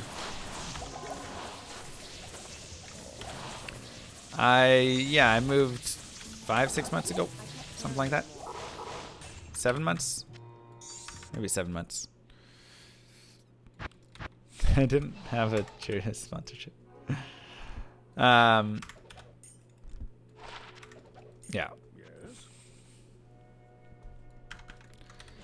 Oh yeah, you're right. 5 months. 5 months ago. Can I explain why I like Infinity on Cold Source? Well, it's because I'm running Cold Fire. Fresh meat. Happy New Year, Llama Easy Mings. Easy Mings. Coming right up. Someday. What up, 3Moth? Happy New Year, bud. I finally get the Mings? I mean, we got a million more things that we'll want to go do.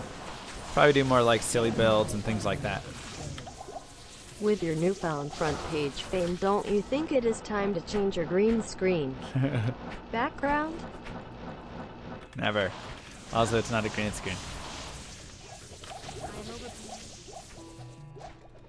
I can't carry it. Ow. Can feel a fever coming? Oh no.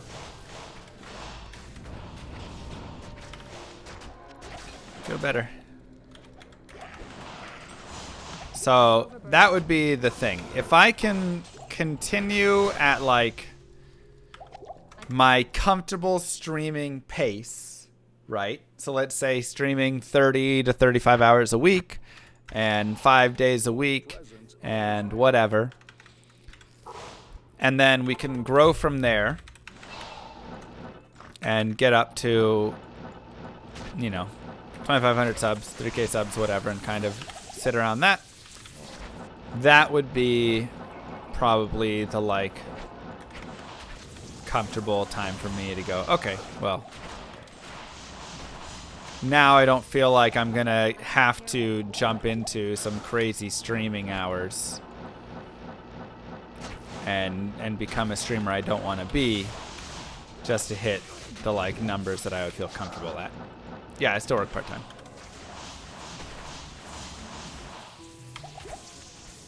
$40 hours already a full-time job in most countries. Yeah, exactly. But it's not for a lot of full-time streamers. I think that's the bigger thing, right? Not a green screen. You are telling me that the Danus painting is real? Can't carry anymore. It's a flower. It's a flower painting.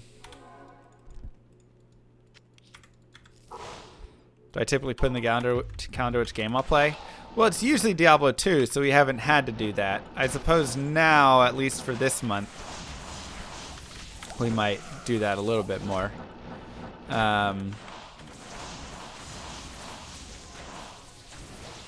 I'll be doing PoE tomorrow.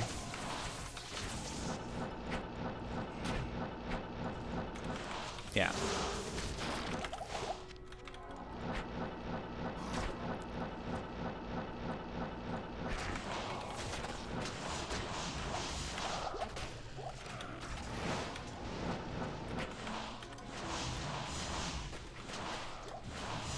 Yep. Well, we're way past that, Dougie. Yeah, it's fun to be able to explore other games a little bit. Even if it's not the most popular thing and whatever, like, I enjoy getting to take a little time and do that stuff. Your presence honors me. Anyways. Have you noticed how hard it is to transition games? Oh, it's very difficult. That's always been a really tough thing. I think the biggest difficulty for transitioning games right now really comes from the time aspect. Like, I fully believe that I could be... Thank you, I love Puck. Mwah, appreciate that. I believe in myself. I think I'm an okay streamer. And I think that I could do well with streaming and even do well in another game. So I think if I went and put the hours in and sat down and, you know, PoE and played PoE 12 hours a day, whatever it all is, I think that I could totally make some sort of transition over there, and it would have a little drop and then a pickup and whatever. But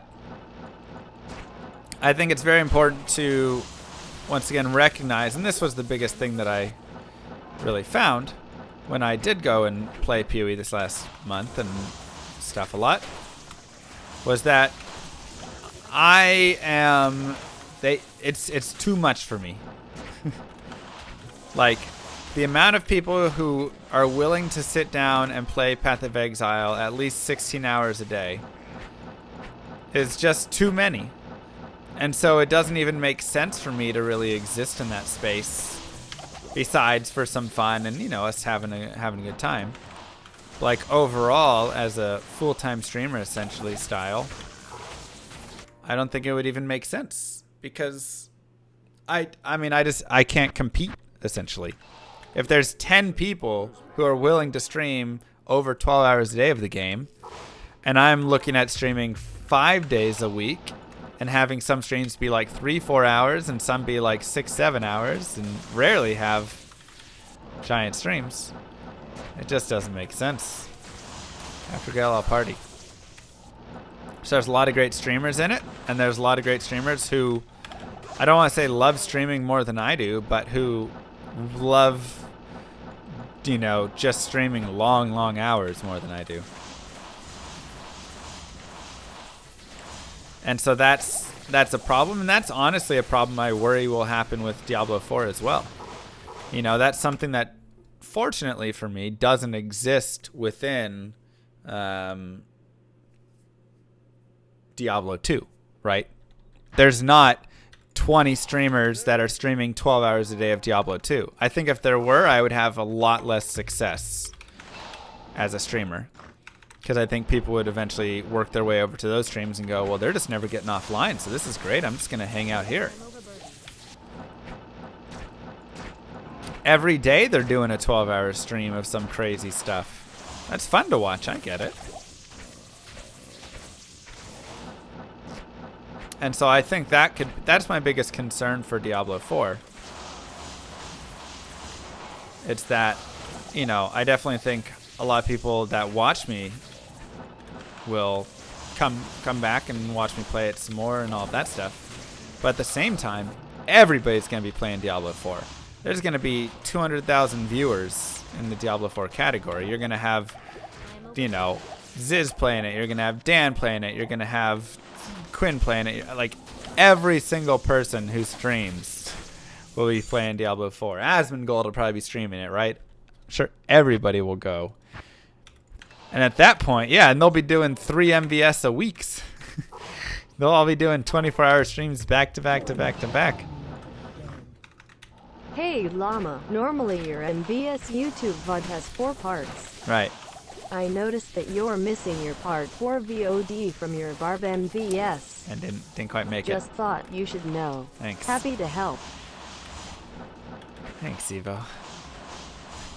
Yeah, Lyric is gonna be playing it. Every single streamer will be playing Diablo 4, and they'll be playing it so much. And my fear is either I will have to play it so much to keep up, and I think I could, and it would do well. I'll be watching you play D4, my dude. Aw, thanks, Sub Zero. only or not. It's not sub only. Gosh dang it. But You will have a huge amount of people playing D4, sure, but here's the big thing about a lot Good day. of the people who will come into your sphere of gaming. After about a week or two, a lot of them will move on to the next big game release. I just don't think so. I think there's going to be, like, obviously, yes, we're going to see the big, you know, the variety guys will move on. Lyric will move on, Dan will move on, whatever, right? Those guys will move on. But I think we're going to see a ton of people still stay in the category. And there's just going to be a lot of people to compete with. And once again, a lot of people to compete with that are willing to put in so many more hours. Thank When you, they all Jennifer. start streaming D4, that's when you make your move. Thank you, none of your Sneak in business. there and take over the Fortnite market, something something good call. profit. Go to Mixer and take over that market. Fresh meat. I am over. Oh, I love interacting with my chat. Thank you both. Mwah. Fresh meat. And Yonifer, which one is it? With the 5 gifted subs. My goodness. Thank you. Mwah. Big kisses. Let me grab water really fast. Thank you, thank you, thank you.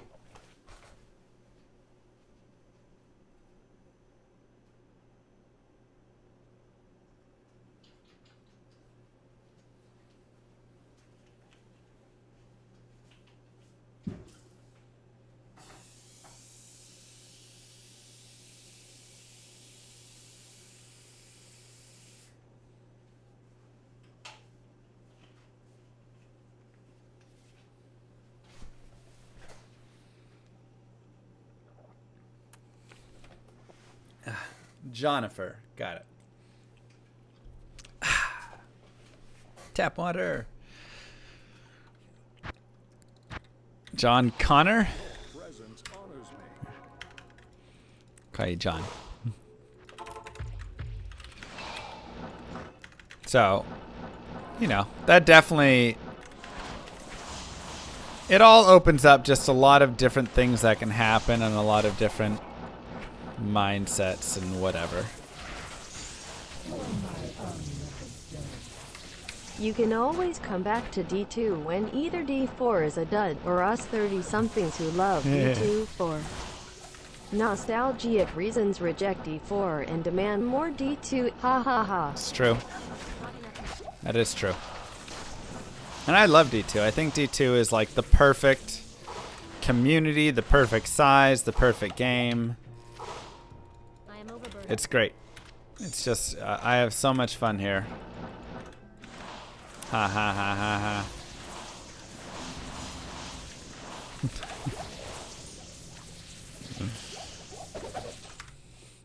You know?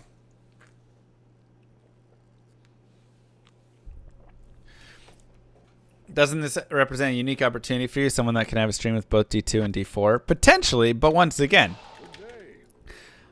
we're going to have, you know, let's get out our handy dandy paint.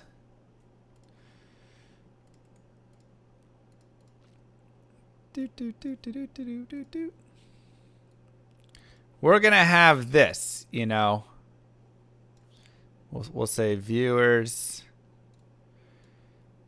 And then down here we can just put, you know, streamers. We'll have our Lyric. We'll have our Tim Tatman dude. We'll have our Zizarin. We'll have our Dan's Gaming. We'll have our Rise. We'll have our Nuki. We'll have Quinn. We'll have, you know, I'm sure Mathel will come play it. I'm sure we'll have like Havoc over there as well. The list goes on and on, right? Mr. Llama. Who else do we want to put there? Whatever. Dat Mods will be there. Riker will be there. Blah, blah, blah, etc. Right? So we're going to have all these dudes coming in and playing this game, and it's going to be great. And, you know, we can put our little dashes here of like, oh, I forgot, like Asmongold and stuff. So we'll just put like, we'll say this is 20k, 15. One of these names is not like the others. One of these names is not the same. That's right. So, you know, we'll pretend that like these guys are pulling in big old numbers here. You know, Ziz might be pulling like right here on it. Dan probably pulling around that as well. Rise could be pulling 10k himself. You know, you give Noogie 5k on it, whatever. Quinn's probably pulling top numbers as well. Mathel's probably pulling up around Ziz. Right? Who knows? That Mod's pulling in good numbers. Riker pulling in good. We're just kind of throwing numbers, and then etc. It's just going to be a massive category. So the point is, etc. is including many, many, many people that we don't even have over here, right? And if we're looking at number of hours streamed as well, let's pretend that we're just going to like, obviously we can't do it on Saxis, but let's pretend like we're doing that. You know, you're probably doing like, what is Lyric stream? I don't know how many hours a day these guys stream, but let's just pretend it's like 12. Ziz is probably streaming 20 hours a day. Dan is probably streaming 12 hours a day. Rise is probably at like 14. Noogie's maybe like 10 or something. Quinn, I feel like, will be at like 16 a day. Mathel at least usually sticks to his like 8 a day or something, but maybe he'll do more in the league start. Havoc's probably around like 10 or something. Dat Mods, I feel like, will be like 12. Riker probably is less. Etceteras are going to be 20s. All sorts of stuff. You got Giant Waffle in there. You got Asmongold. You got tons of guys, right? Yeah. Lyric's probably on a lower amount. But regardless, you know, so like he leaves, you know, we can have the guys that'll leave in like red. He'll leave, he'll eventually leave. Yeah, and then some of the etceteras are going to leave. But like I feel like a lot of the people that we do have over here still are going to like still be here playing this game, right?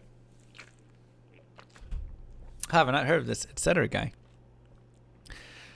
And so then you got me who streams way less, and it puts me in a position where either I feel like I can get like here all the way up to like here in viewer numbers. I feel like my range is quite large depending on how much I want to just no life the crap out of this game. Essentially. But how long does that go, you know?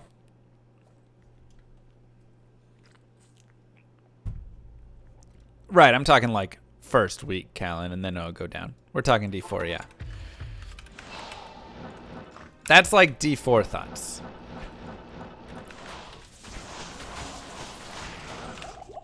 And is that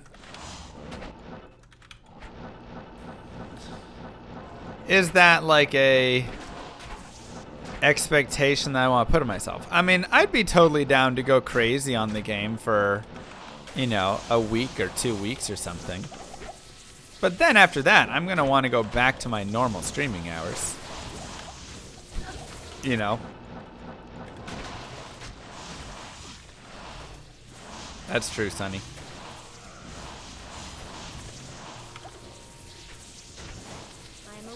Oh, D4 will have more than 10k viewers for the top guys at first. I think it'll be higher than that. I mean, obviously it depends how good the game is. Where can I take you? Happy New Year. think I'll stream for another 10 years? Bro, I don't even know what it's going to be happening at the end of this year for me in any terms. 10 years down the line is crazy. Think about The only anything. streamers who are likely to really stick around to D4 are the D3 streamers. The And P- some of the PoE guys. OE guys will move back to PoE when the new league patch whatever comes out because PoE is their bread and butter. Maybe. One thing you will have over others is that you are kind of the premier D2 streamer and you have a good amount of consistent viewers at 1,000 to 1.5 per stream. You will be fine. We shall see. I mean, people tune in to watch both a masterpiece and a train wreck at the same time. I agree with that. But the longevity of the game is what matters.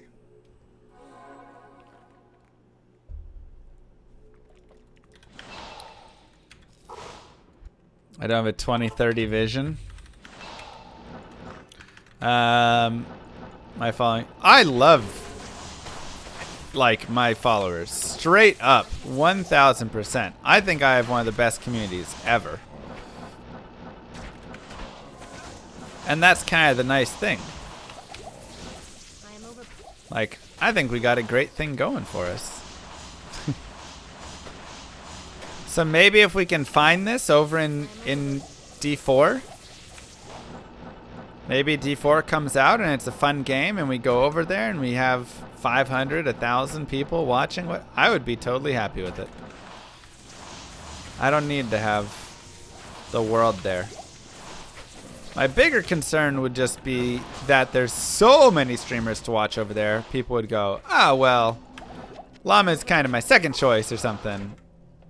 And I always fall second choice because other people are streaming so much over there, you know. Mwah! Thank you, Red Mage. I'm the best follower. You're all the best followers. Should pay a big dog to host your channel. Jeez. Yeah, I'm not into that.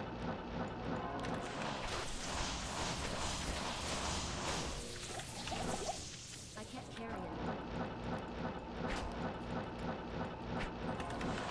Open me on a second tab. Nah, like I like people being here, hanging out, having a good time. Here's the thing. If Diablo 4 sucks, we always have Diablo 2. And they can't take that away from us.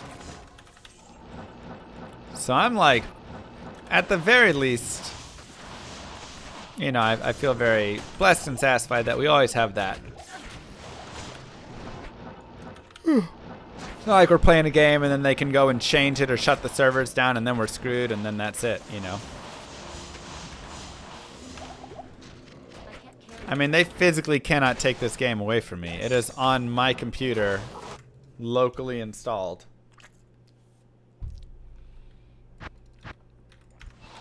Not in town. Good day.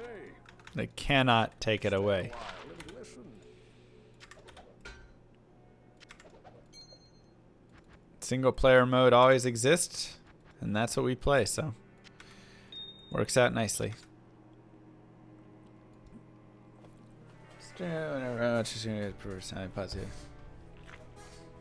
Well, thanks, Blasco.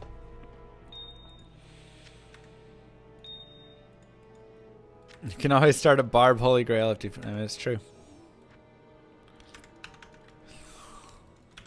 You must remove Diablo 2 in order to install Diablo 4. Wow.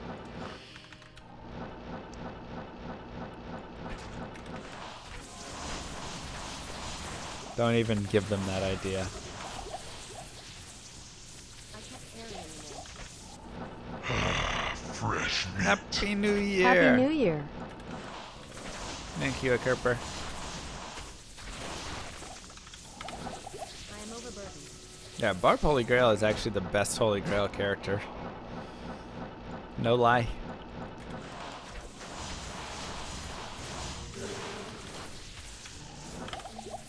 They might try and do something like add a online subscription fee for Diablo 2 or something, but they physically cannot remove the game from my computer.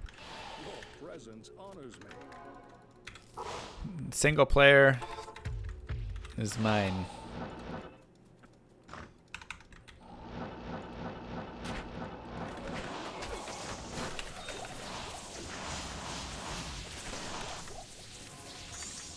I can't carry anymore. Yep, they can shut down BattleNet, but this will always exist.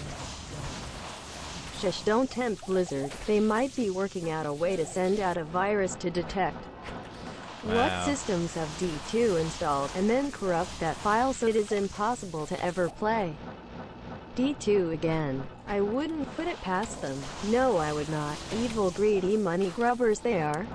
Then I will put it on a computer that is offline only. Done. Yeah, unlimited stash space here. How long until Diablo is copyright free? Oh, I have no clue. I mean, probably keep it updated because they're still doing Diablo 4 and 3. So I can't stream then? Well, I'll just not download anything on that stream. Computer. I'll put it on a smart fridge, that's right.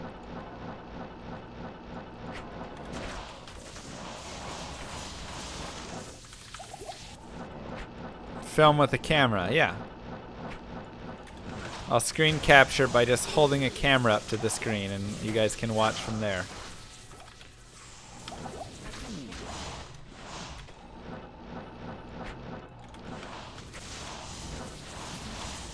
D2 on Alexa coming soon. Alexa, move to the right.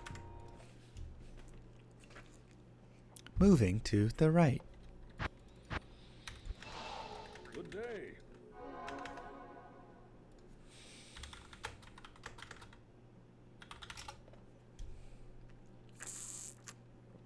Alexa, play Kiss from a Rose by Seal.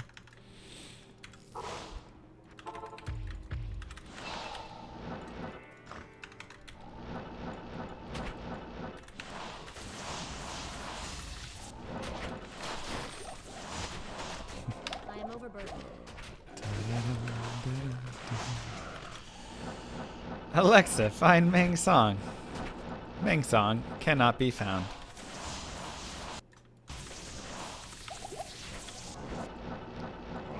Teleport. Teleport.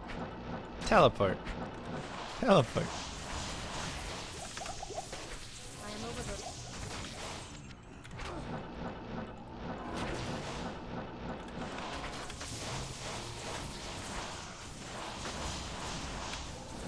Nobody can, that's right.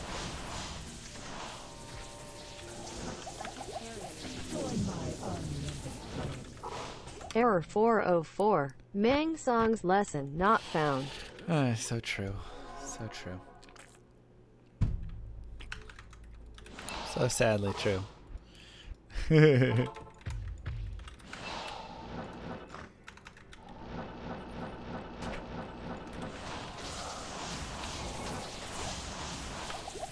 overburdened. Come on, where is it? Where is it?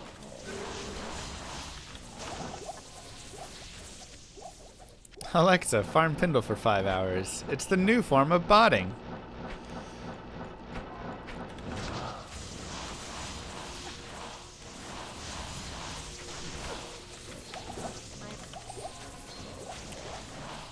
You know, one day Mang Song's lesson is going to drop. It's just gotta drop, man. How's sub only 2020 going?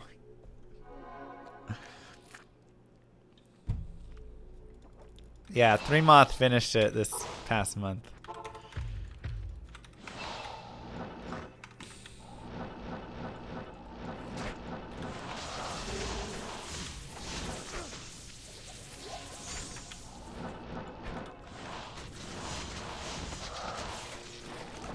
I am Gonna drop in a speed run? Lord, I hope not.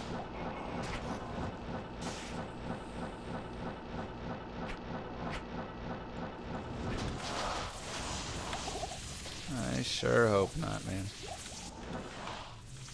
Yeah, Three Moth is the first person to stream the whole process. No, it can't drop off Diablo. Baal can drop it though. Your presence honors me. Llama will be on world record pace and have to sell it for gold. Why do you guys come up with so much awful torture? Is this what you guys just dream about all day? As ways to just make Llama as miserable as possible. He'll be on world record pace. And then Meng's songs will drop. And then he'll be short on gold and he'll need the 35k gold, so he'll have to sell it to keep the world record. And then he'll die on Hell Hardcore Baal to a clone, double waving with tentacles right next to him. And he won't even get the record. And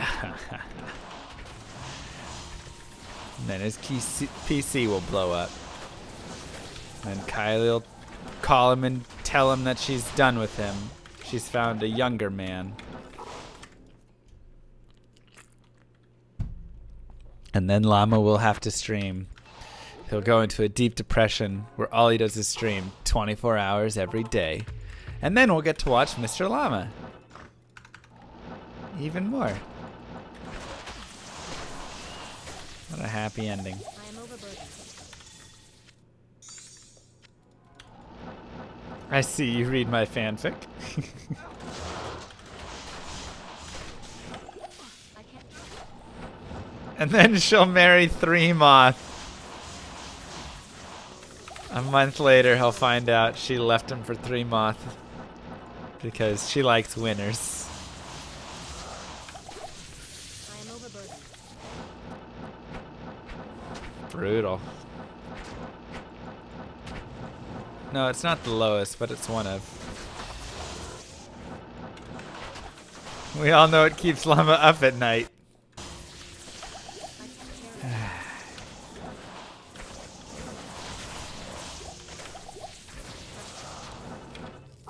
it. Nightmares. I won't be at AGDQ, but I will apply to SGDQ. Your presence honors me. I had to sub after seeing everything on YouTube. Apparently, this is not. a subscriber-only not. chat. It's not, though. Keep up the awesome Oh streaming. my god. Thank you very much. Not a subscriber-only chat. Remember when Llama started this holy grail and he was like, I am going to be the first live streamer to complete a holy grail in D2. Then several other streamers completed What? it before him. That's not Then true. Llama was like, I am going to be the next live streamer to complete the grail. Then Three Moth finishes it. Now Llama is like, I will find Meng's songs lesson and finish Tay Grail before I turn 30. Well, Buckaroo time is a ticking and 30 isn't getting any further away. Wow. Thanks for the reminder.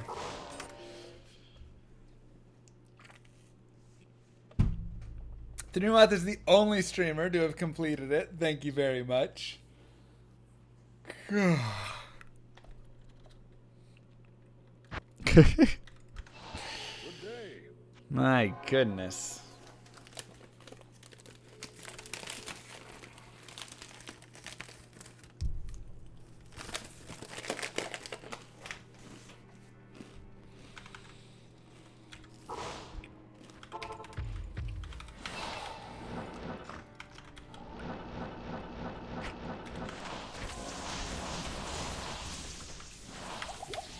Overburdened. Perfect, Colin.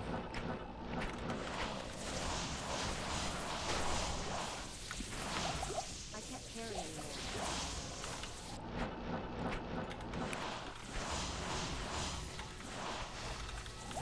That's right. Gotta go get Meng Song.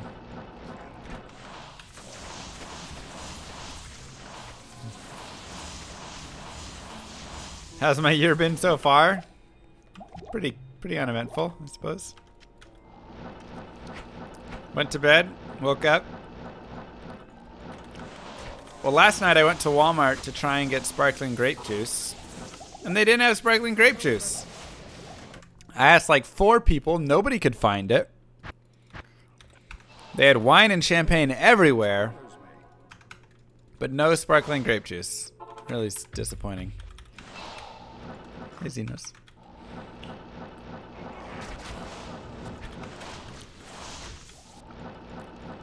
So,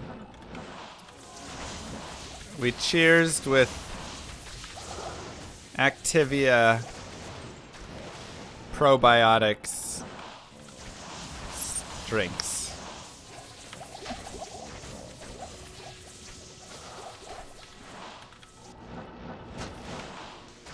And then, yeah, and then went to bed. Woke up. Stream.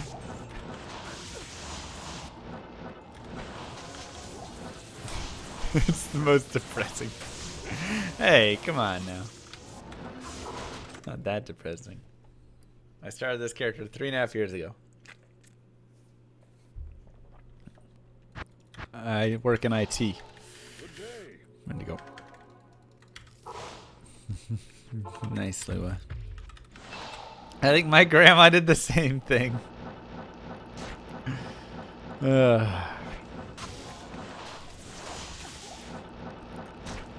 Smart grandma. Good bacteria for your gut.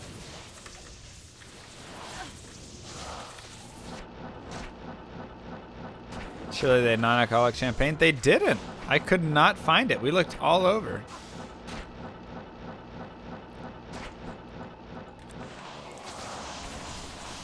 Looked everywhere for it.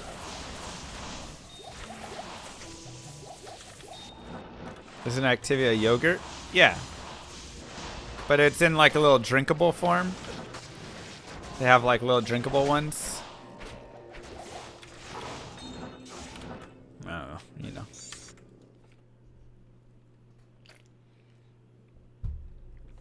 So, nah, I don't drink. Where can I take you? Danimals.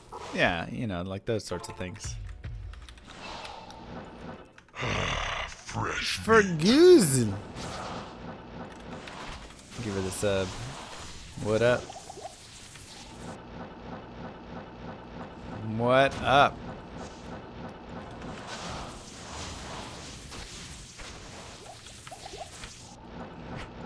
Got an armor off Nightmare Forge. Nice. Yeah, that's the highest it goes. So that's the highest rune you can find on Nightmare. Did I cheer with Cheerios as well? Of course. What else would make sense?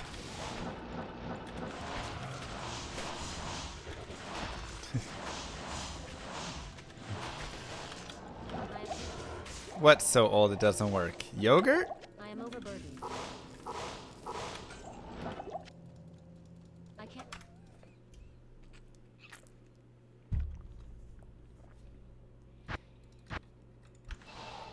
Good day. Yogurt's fine. Ew, gross, Mistborn.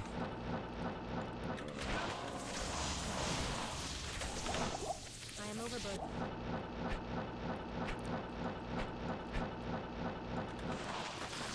Well, if I find my second Tyrios before Mangs. Hope not. I just want to find Mangs, man.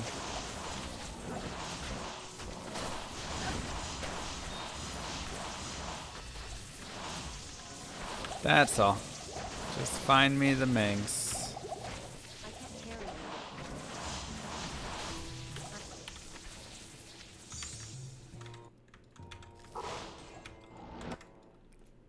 Happy New Year.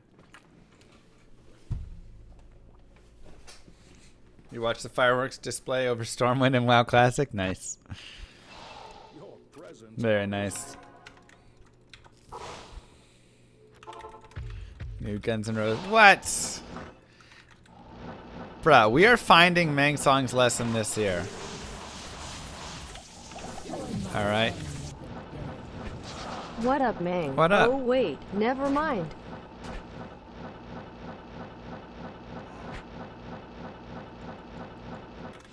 Not cool.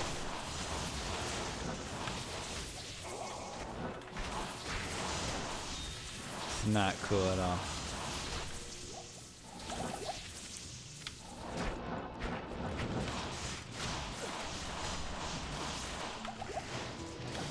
Ugh.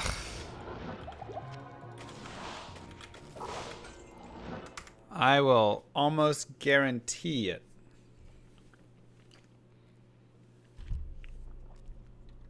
How many mobs do you think you kill in stream that have a chance to drop Mang songs? Couple thousand at Chat, least. close your ears. Wholesome message incoming. Mr. Llama, you became my favorite 1,000 streamer maybe. in 2019, and I sure look forward to a lot more great content. Wow. Thank you for your streams and the effort you put in for the GDQs. What? Happy New Year to you and all your viewers. Did we just get 2 wholesome messages in a row? 2020's looking up, man. That's already more messages in a row that were wholesome than I've had in the entirety of 2019. What has happened to this stream? Wow, thank you, Blom and Medigame. Mwah, with the 770. Thank you so much. As a streamer, don't you hate it when trolls start a really cool story or anecdote full of intriguing details and plausible conjecture? Yep. And then just as they are about to get to the climax of the story, they You're go not gonna and say anything, aren't you? Yeah, there it is. And we're back. All right. Well, it was a nice detour while we had it. Fresh meat. 2020 can be an eating you want, coarse, rough, soft, or smooth. What do you choose? There you go. Yep. See, we're right back. Now, okay. Now it feels more familiar. Mwah, thank you, Bash Bob. Thank you, Evo. Oh, what are we doing PoE tomorrow, J Price?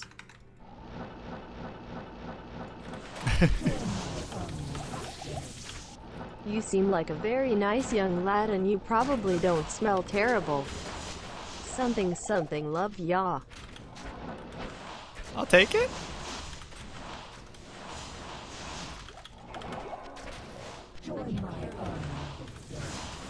Yep.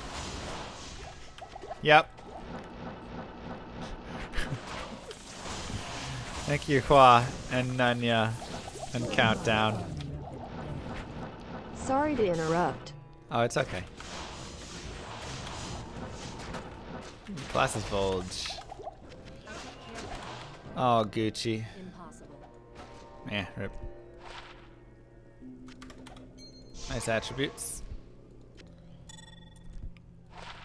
Dude, we have found nothing today except an Earth Shifter. I guess an Eth Colossus Vulge is also, you know, kind of nice, but...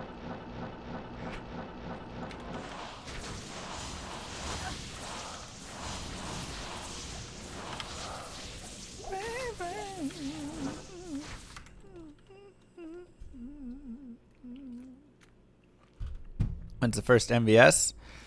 25th? Good day. I think that's the plan.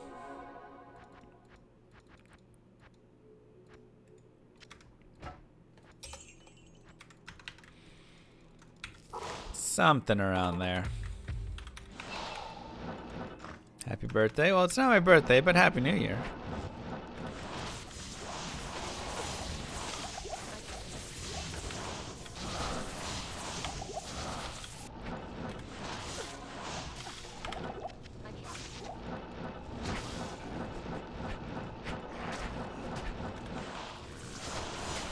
What class on next MVS? Not Barbarian.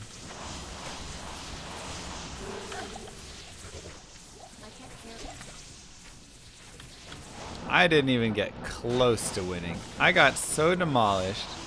My spirits were so low. So is the next MVS another Barb, or is it a Necro this time? Maybe an Arctic Blast Druid through normal? I don't know about that one.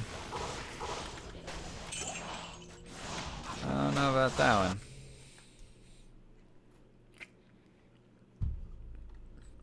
You should probably add a help Mr. Llama wheel with a lot of options on it. I think that's a good idea. Have you ever thought about doing coding? You seem to have a knack for the clickety-clack marathons. Well, that's what my job is coding.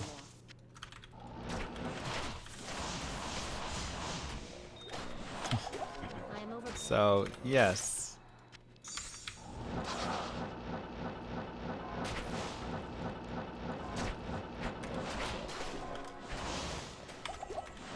I have.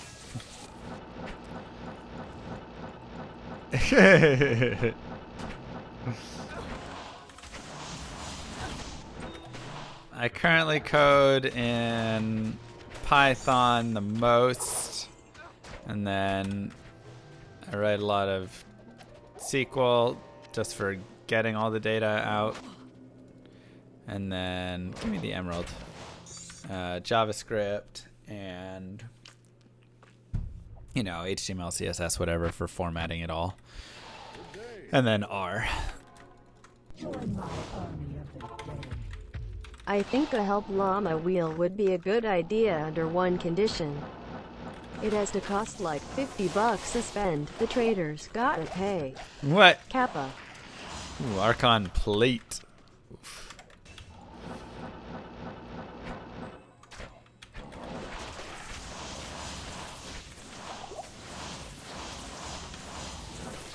First person you know that uses it? Yeah, I use it. I use it a decent amount. It depends the project that I'm working on. If it has a lot of like math in it, then I use a lot of R. If it doesn't, then I can usually just stick with Python and whatever, and then I'm fine for all my scripts.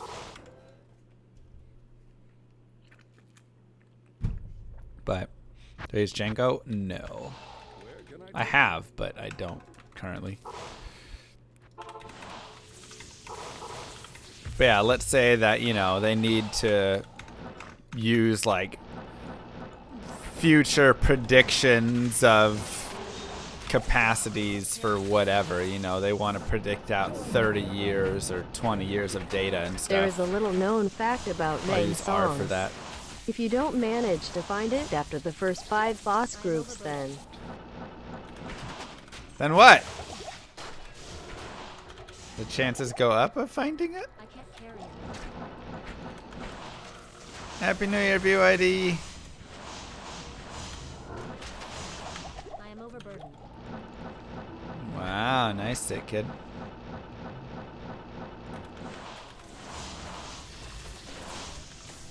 I can't carry anymore.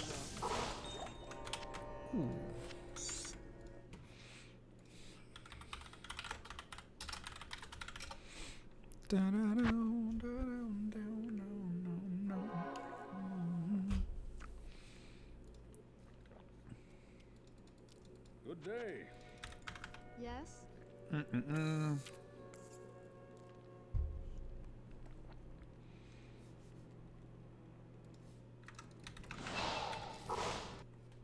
Oh, what ID do I use? I've used PyCharm before, but generally I just use the built-in one to the software that I'm using.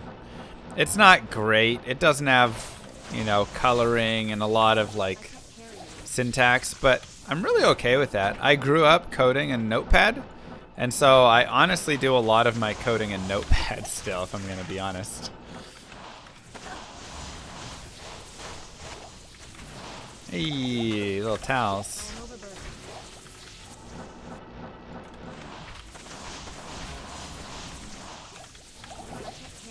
Yeah, Notepad plus is very nice, but I just use Notepad just because it's super quick and easy, and I don't know, I feel pretty comfortable in my coding, and so, and I'm not writing crazy long things. I'd say the stuff on average, the scripts that I'm writing are 100 lines or less generally. Where can I take you? So, because I'm usually writing a lot of various scripts rather than one script.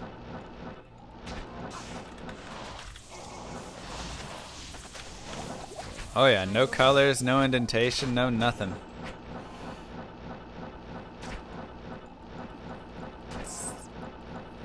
But it's great. It loads super fast, and a lot of times I just need to like get the text out of the editor I'm using and just like visualize it in a very plain text format way and then pop it in. Like I say, I feel pretty confident, so I rarely have like a bunch of issues where, you know, it's like syntax and stuff that could have been bettered. What is software development? Is that where you write a bunch of the codings, Yeah. compile it into a heap, and then test your code just minutes before MVS starts? Software in a nutshell. Hey, I tested the night before, thank you very much, so I don't want to hear it, all right? We were killing it.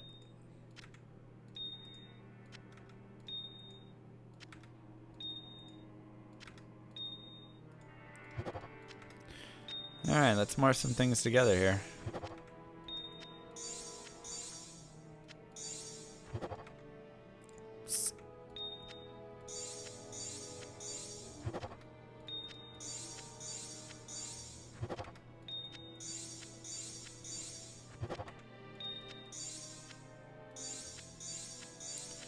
I can go right there with it. That'll be easy. Okay.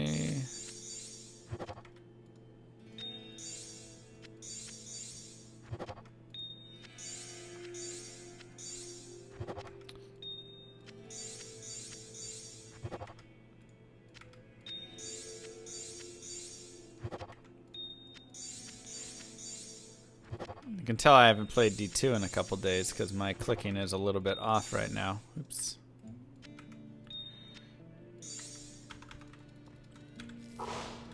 So yeah, usually I code stuff in Notepad++ if it's something that like I don't feel as comfortable with.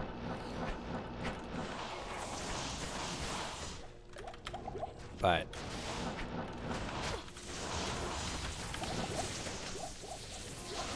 I'd say a majority of my coding gets done either just within whatever editor the software program provides or Notepad. What I do with my PGMs, I usually roll Grand Charms with them.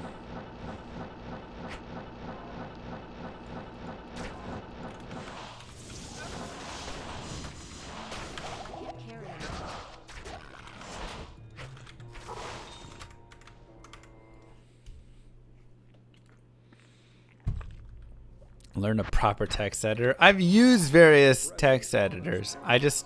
It's too much to load it all up for the amount of time that I need to spend to do the little that I want to do.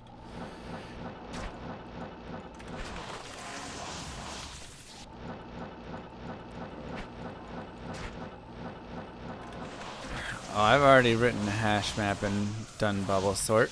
That was junior year college. We had to do that. Hash the world, baby.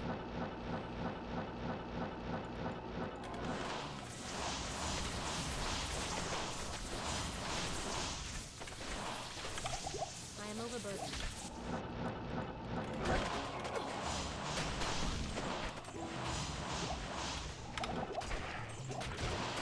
Any coding students here? Not a ton. So like the biggest thing is I code at my job all day. Not all day, but a majority of my day. So like, I don't know. I don't have as much love for coding as I do for overall design and stuff like that. I've done plenty of assembly. I actually really loved assembly. I thought that was fantastic. So much fun. Super interesting. We did a lot of like physical stuff with it. So we'd like, you know, create a physical vending machine and have it actually like spin the rotors and things like that. So that was really interesting to like mess around with. Because I was doing assembly when I was taking like electrical engineering. So we did a lot in that regard. I never did any COBOL. In school, we mostly did Java. That was our like, you know, language of choice or whatever that was taught to us.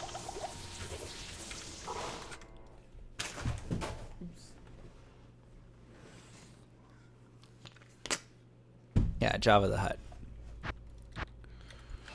Your presence So, thrills me. I don't know though. Like, some people love coding, and that was my roommate before.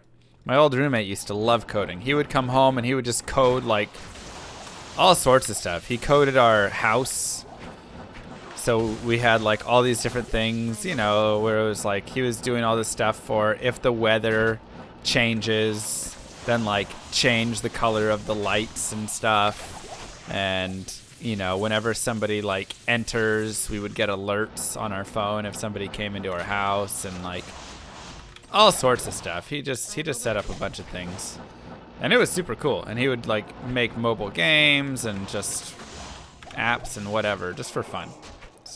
Genius guy, works at Amazon. One of the smartest coders that I know. So, you know, would I recommend boot camps like Lambda? I don't know. I never really did any of those. I just learned in college and then went off to a job and learned from the job. So, but I'm sure there's a lot of great programs out there, boot camps to help teach more.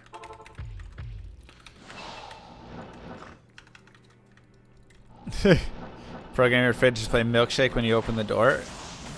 Definitely. That would actually be pretty easy, especially with these new smart fridges. So, you know, he loved it and he did all that stuff. And, like, I just never quite had the same passion for that stuff. I prefer, like, streaming, playing a game, interacting with people, designing. I'm much more into the designing phase. So I would be somebody who would love to, like, design a game, design an app, design whatever. But, you know, and, like, kind of create it, but not be, like, the main developer of it. Because then it just gets too much into the part that I don't enjoy as much. So, not graphics, like actual game creation.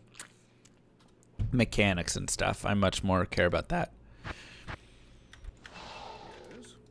What's Diablo 2 coded in?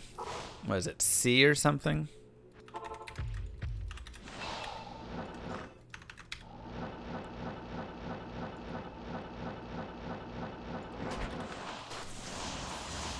Brevik loves his C. Have I ever thought of designing a board game? I have designed. So I have designed one board game that is about 90% done. I've designed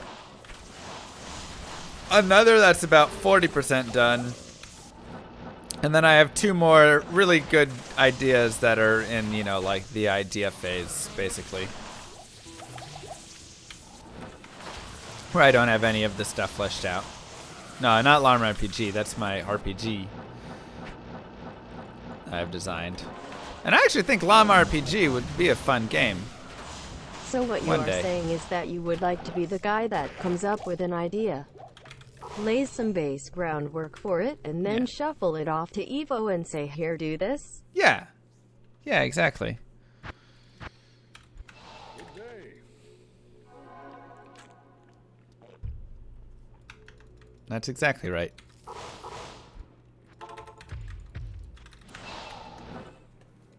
Dude, PHP is horrible. Ugh. Everybody wants to design? Sure, but I think I actually have a lot of really good designs.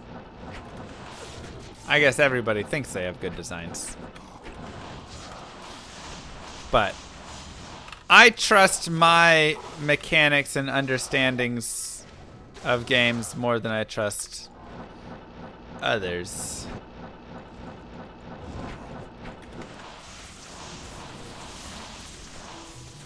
Like,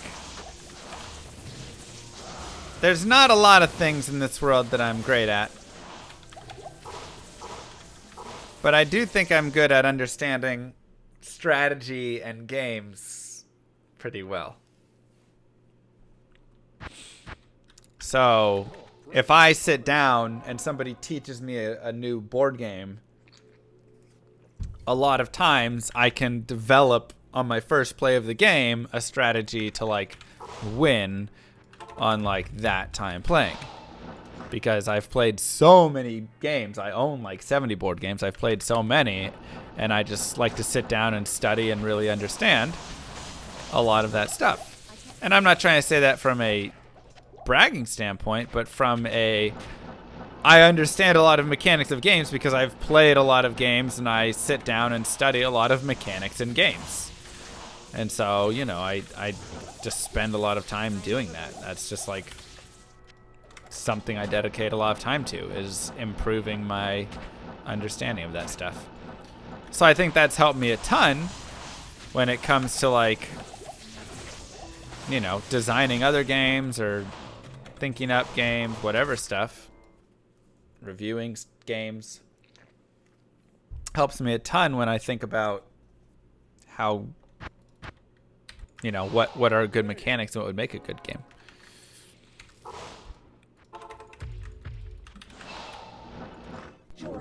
That's awesome, Mason. If we sat down and actually tried to make a game, we would make a great game. Yeah. Only if that were possible, Kylie HMM. I mean, I would agree with you on that. I would trust fully your design for a game over, say, the D14. thank you. Like, we already kind of sat down and designed out Llama RPG, and even in its very rough stages, I think that game would be a lot of fun. I can't carry it.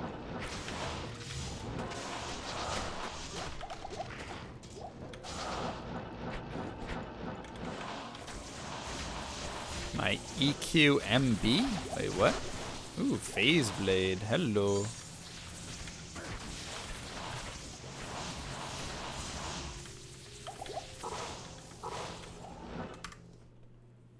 Oh, equipment. Exclamation mark MF gear. Not mocking Llama, but I remember Dwight from The Office. I understand a lot about movies. I've watched 200 of them. I'm just saying, somebody who codes all day and who studies coding all the time probably has a better ability to code more often. Ooh, we got the Asherath. Wow, very nice. Somebody who, you know, works out every day, somebody who, like, if you do stuff all the time and spend a lot of time focusing on it, then Your presence honors me. you're gonna be better at that. What you need? So, like, I'm also good at finances because I spend a lot of time studying tax law and finance law and all the various things, you know, the various accounts and how all the trends work and that stuff. Like, budgeting and things. Like, I like to read up on that stuff. That's fun. Fresh Those meat. sorts of things. What in the world? And Doc Gambit is great at being a doctor. Because he does doctor stuff all the time. Mwah! Happy New Year to Mr. Doc Gambit. I went to my doctor and I was like, hey doc, I've got this thing in my throat and I don't know what it is. And they were like, oh, it's probably just acid reflux. And I was like, that's what Doc Gambit said. And he wasn't even here to study me. Fresh meat. A man knows what he's saying. Damn, Subsember is over, but I guess I keep the sub going just in case there's a new sub. Only chat month coming up. Was it a proposal? Need to get it out. No. Thank you, Flems. Wow.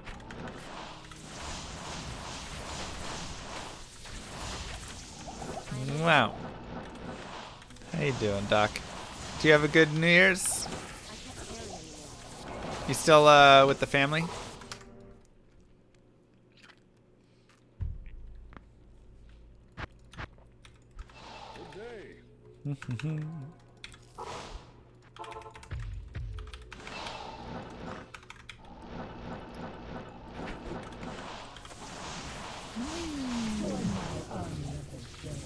What? Just flew out to Cali today, so big No. Friday, and I got married. What? Wait, you got married or you got engaged?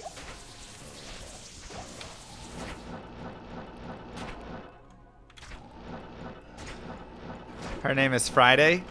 Well, Girl Friday is her account name, so it's married. We eloped. What? Can we take a second, everybody, and give a congratulations to Mr. Dot Gambit. Ooh, rare rune staff.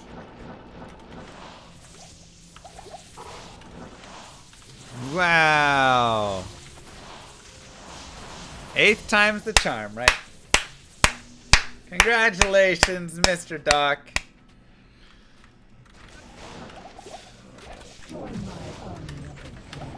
Friday's a great gal. Mr. Dr. Gambit. That's right. I'm overburdened. That's so cool. Brings a tear to my eye. Can't make divorce jokes anymore. Oh no! Dang. Well, that's okay. Now you can make married jokes or something. Wow, that's cool. Elope to save money to gift subs. Big brain. Are you gonna do like a retroactive wedding? Or are you guys like, nah, we're done with it. We don't care.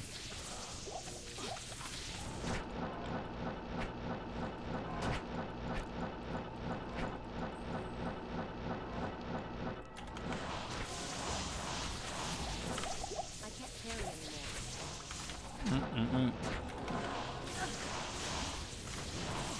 Make more D4 videos. I'm gonna make some more next week, I think. My turn. Get out of here. In a mountain chapel. That sounds gorgeous.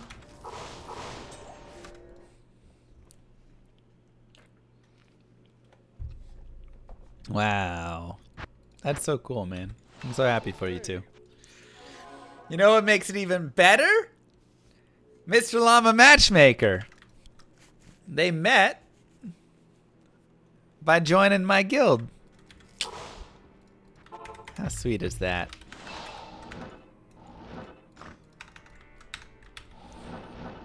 Pog, bringing people together. See, Mom.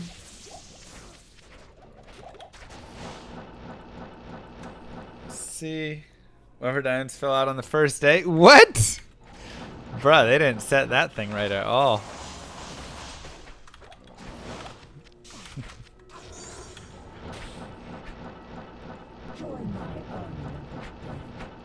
Mr. Llama, I need a wife to help. Alright, well you just gotta join my guild and start talking to the girls in the guild. It also helps if you're charming. And maybe a doctor.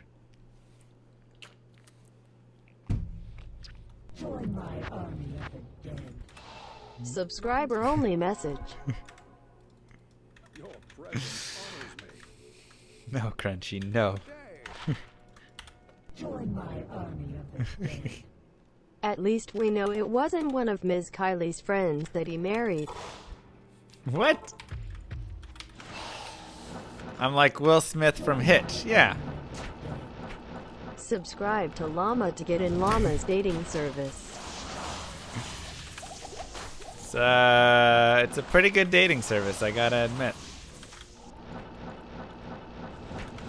I think Kylie had that happen too a couple years ago, where two people met in her Twitch chat, and then they ended up getting married. I can't.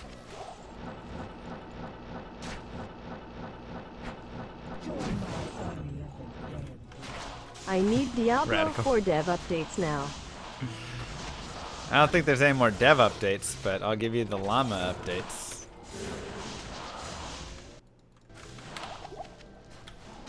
I can't carry anymore. Better than Tinder.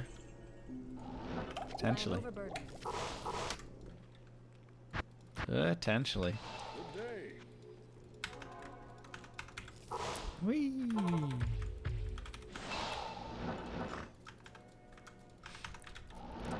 It's hard to date nowadays, you know? It's a weird world. I am over. That's a rough clip. Let's see. Join my army of the dead. I'll take llama updates. I'm just kidding. All my friends are not single. They're all married. Literally, all my friends are married. Not me. Just kidding. All my friends are not. Oh, that's rough. God. Maybe hold off on telling Kylie about the news, Doc.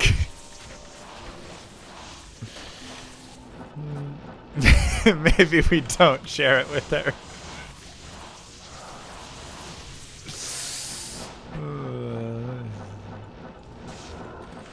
Thanks.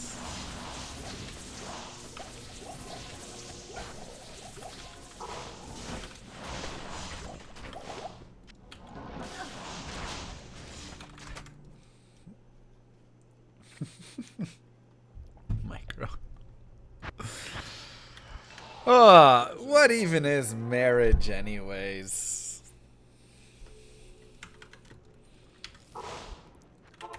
You know?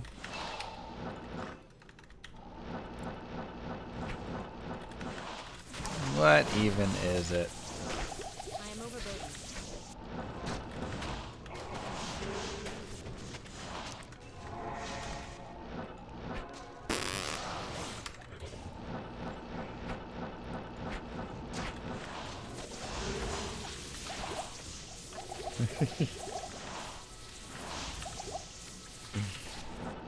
Do I really want to know? Nah, it's okay.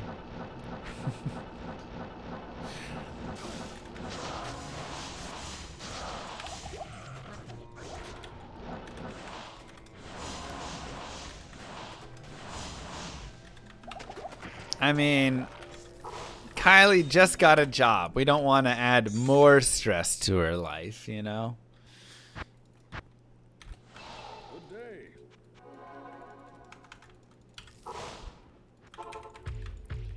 Llama Hawk Pro Stock. I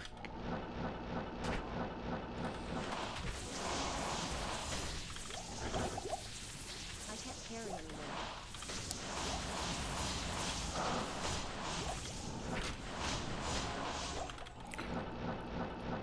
It's on players. What?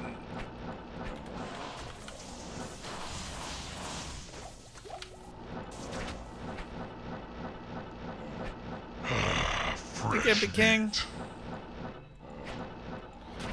Your wife is being sued by her employer when he proposed. Well, that seems like a lot of stress. Mwah! Appreciate that, Epic King. Welcome back, 2 months. And Flag Polly Mang songs bam. with a T3. Welcome back for 5 big ones. What up, bud? Man songs, bam. Where can I take you? Someday.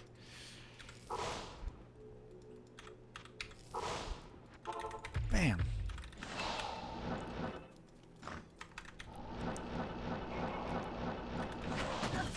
Right here. Shabam! All right, almost.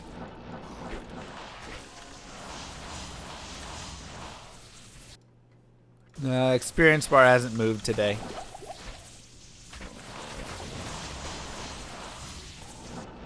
I haven't done any chaos today, so it probably won't. How do you make the Mercs not die? You feed them potions, you teleport them away from danger, and then you make them really strong too. Ooh, that would hurt a lot. Blue Monarch, little J-mod action maybe? No tick party? We didn't get a tick though. I am overburdened. Shabam!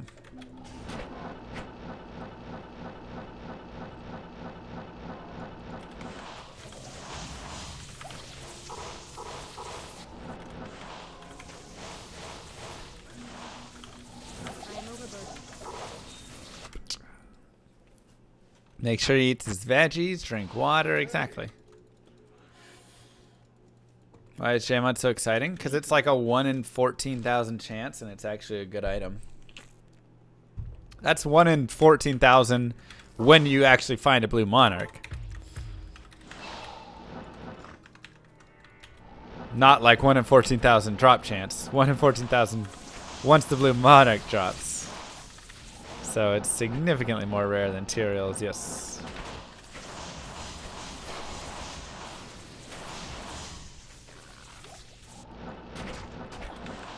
I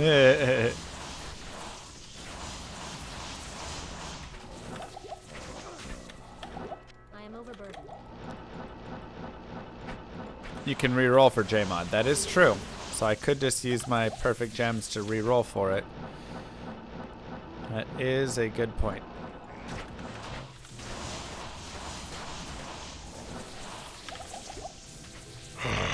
Fresh. Again with the gifted sub to Jurgen Rap. Mwah. Thank you so much.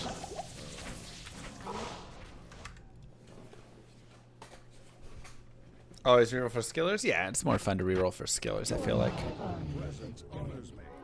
Remember, kids, getting married is a scam. Also, you can't get divorced if you never to get married. A real 5-head maneuver. Yeah, or you just get divorced a few times and then you eventually marry the right one, right?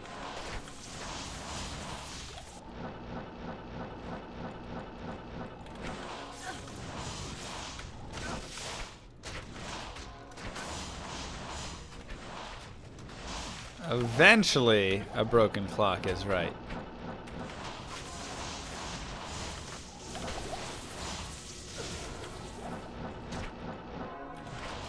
Yeah, it's like re-rolling an item.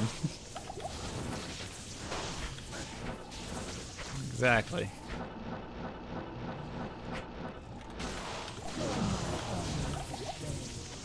The secret is to watch a lot of Twitch and play a lot of app games, and then you can find the one. I mean, I'm not saying Doc got married now because he watched a lot of Mr. Llama SC on Twitch. I'm just saying Doc found his current wife because he watched a lot of Llama on Twitch. That's all I'm saying.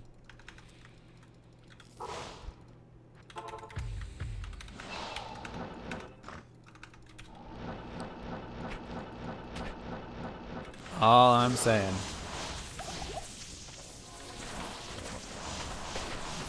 Now I have to stay here until I find love. Maybe. Is this a new sub-only feature? Yeah. You found the husband first, so you can't confirm. See, and that's okay too. You can find the next one here.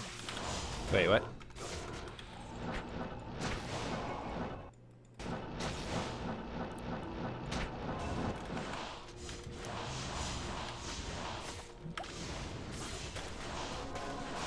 I got next. I am overburdened. Chim. Find a girl, fall in love, get married, still no Mang song. I can't carry anymore.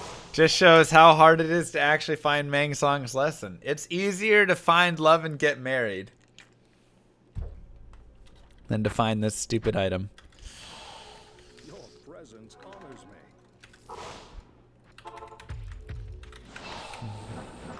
It's a hard item, man.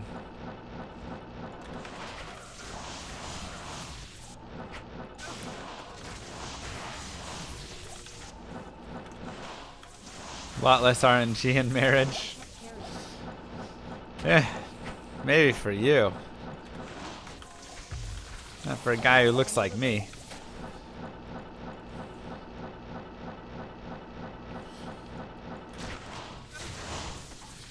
We're really rolling the dice every time.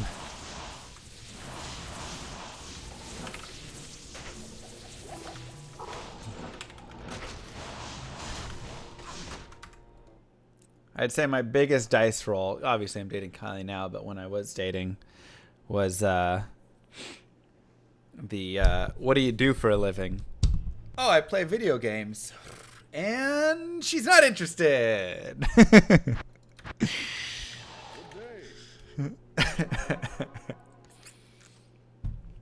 Come on.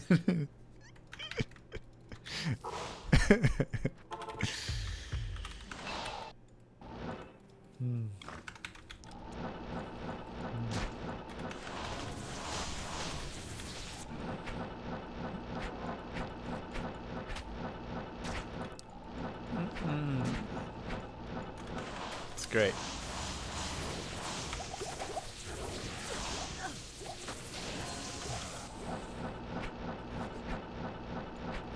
Have I done Holy Grail? Well, this is that character. So, almost. Llama be like, give me a chance, I'm worth it. It's not what you think. Well, since Mr. Llama is the real love guru, let's see if he can help me. Went out with a girl few times, had a good time, had a few sleepovers, bone, but now she said she just wants to be friends, but we are going back out tonight. What should I do? Well, that's confusing.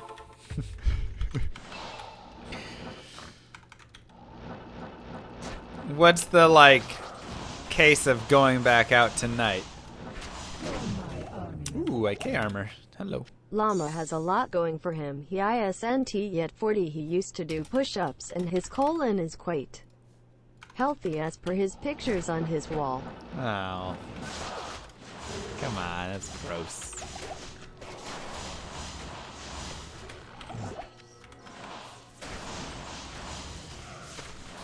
Gross. I'm not 40.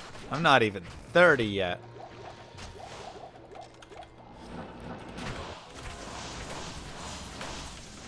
And I'm assuming my colon is healthy.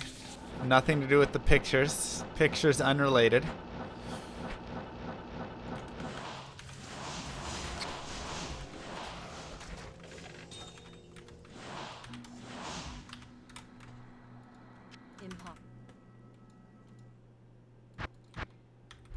Good day.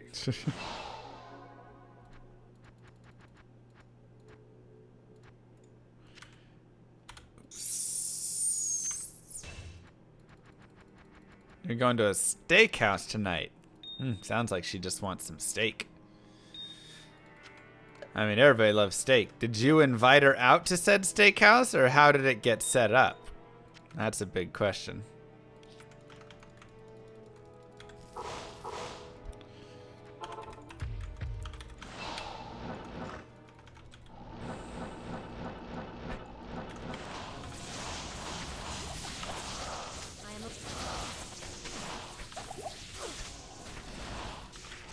Better check it before reaching 30.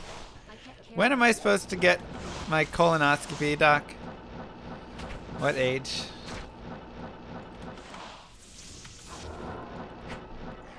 $40? Okay, I got some years. You asked her if she wanted to get some dinner tonight. Well.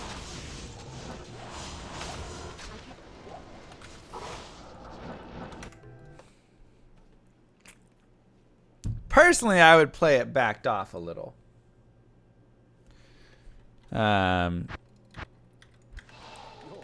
know, she said she wanted to be friends, and for me, I'm just not one who likes to play games. You know, like if you want to be friends, cool. Let's be friends. We'll go to dinner and we can split the check, because that's what friends do. You know, like. I would either pay for her dinner with just acknowledgement that, yeah, sometimes I like to pay for my friend's dinner. Because, you know, sometimes it's just a nice thing to do to treat your friends. I'm totally fine with that. Or, if, you know, it felt like there was some other weird thing, whatever, then I wouldn't pay for it. My proctologist, whom is a good friend of mine, was over for dinner last night. He got a tiny bit of food on his shirt and insisted that he go home to change it. I can't believe he is actually that. Rainbows. Wow. Good day. Gross, Evo.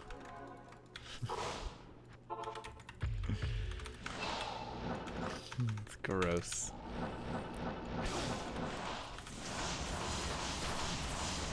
I can't believe he's that rainbows either. So yeah, I would say like, you know, on this time you also asked her if she wanted to get dinner. So even as a friend, you know, if I ask out a friend to go grab food, I'd be fine like paying for them. But I wouldn't try and make any moves with anything tonight.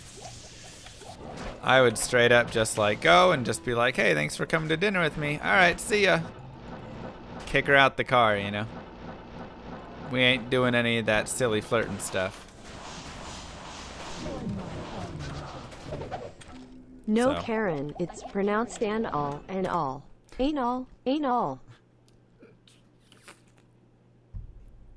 Gosh dang it, Evo. Where can I take you? So that would be me. There's the llama charm. It's nothing to do with llama charm or not. I'm not saying kick her out the car. I'm just saying, you know. Dear Abby, I started dating a girl through an app and we discovered together that I had recently also dated her niece. My question is this: why does God hate me? Well, that's a weird one. That's a weird one. I'm just not into the whole, like, flirting's great. I love flirting and all that stuff. That's super fun. But I don't do the game of Canal, I just want to be friends. meal, and anal rectal. You know. I don't know how to flirt. I've flirted before or something.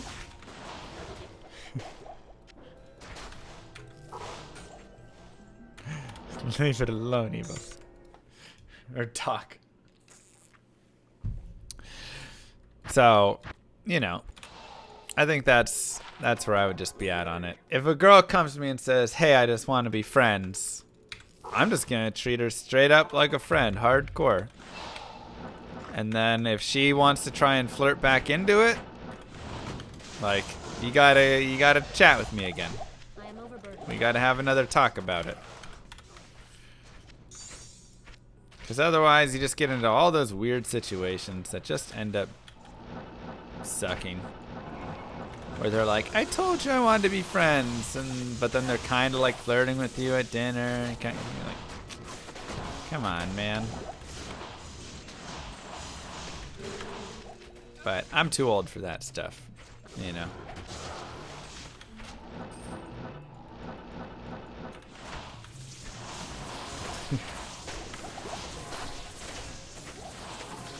Right. If you say you want to be a friend, treat him like a friend.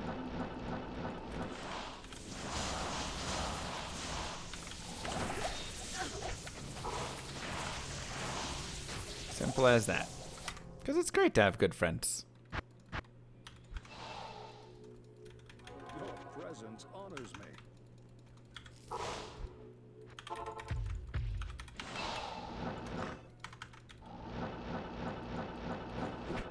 Easy as that. The experience bar still has not moved. No. How do you guys keep seeing a tick? There's clearly no tick there. At the same time, makes me want to change her mind. Now she made a Does your challenge. Don't flirting do it. involve telling her that you Don't dreamed do about it. her every night since you first met? All right. As well as deep philosophical conversations on the topic of sand and why you hate it? Does it also include awkwardly caressing her face and muttering soft and smooth? No. None of that.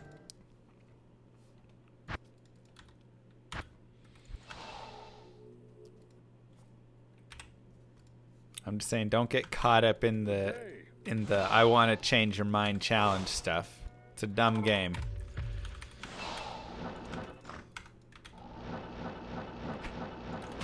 And it always leads to suddenly you being the creepy one. I am overburdened.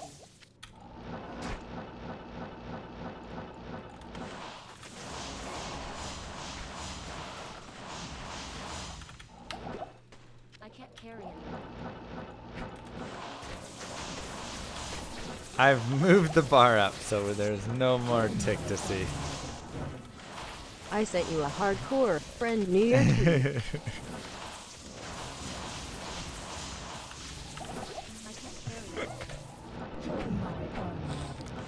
Thanks, Doc. Hi, Mr. Llama. Hope your New Year's Eve went fantastic. It was nice. Mine was not so bad, all thanks to Zelda Bot W.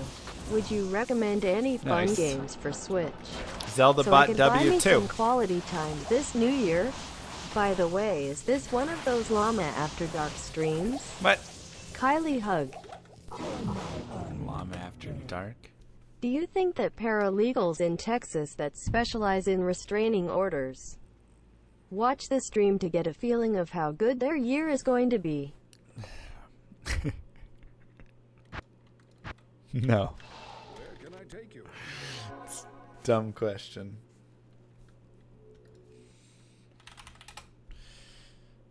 Dumb question.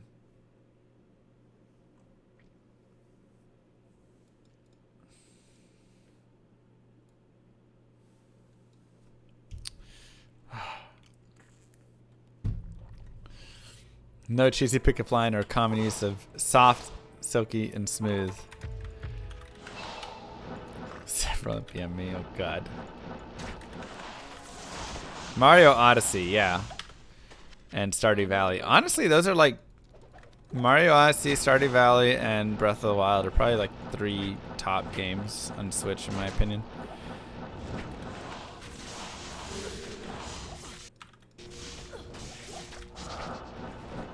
You seriously sent me a tweet? I just looked at my tweeter. I didn't see a tweet. Unless you sent something on my phone?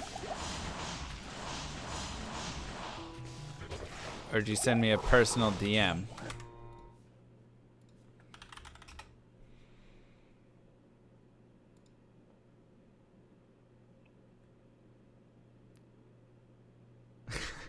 Oh no.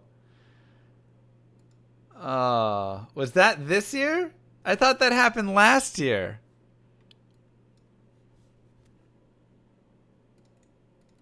Did it happen again?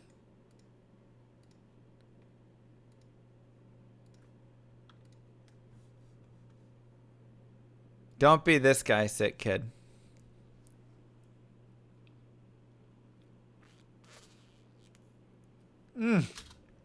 Oh, it's painful.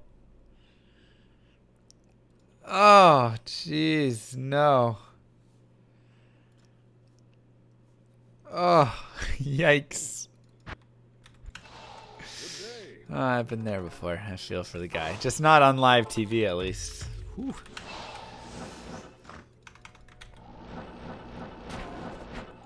To be fair, don't stand next to the dude right at New Year's Eve countdown.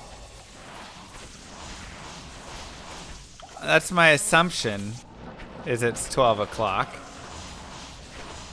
Unless he was just going in for a random kiss, in which case that's more on him.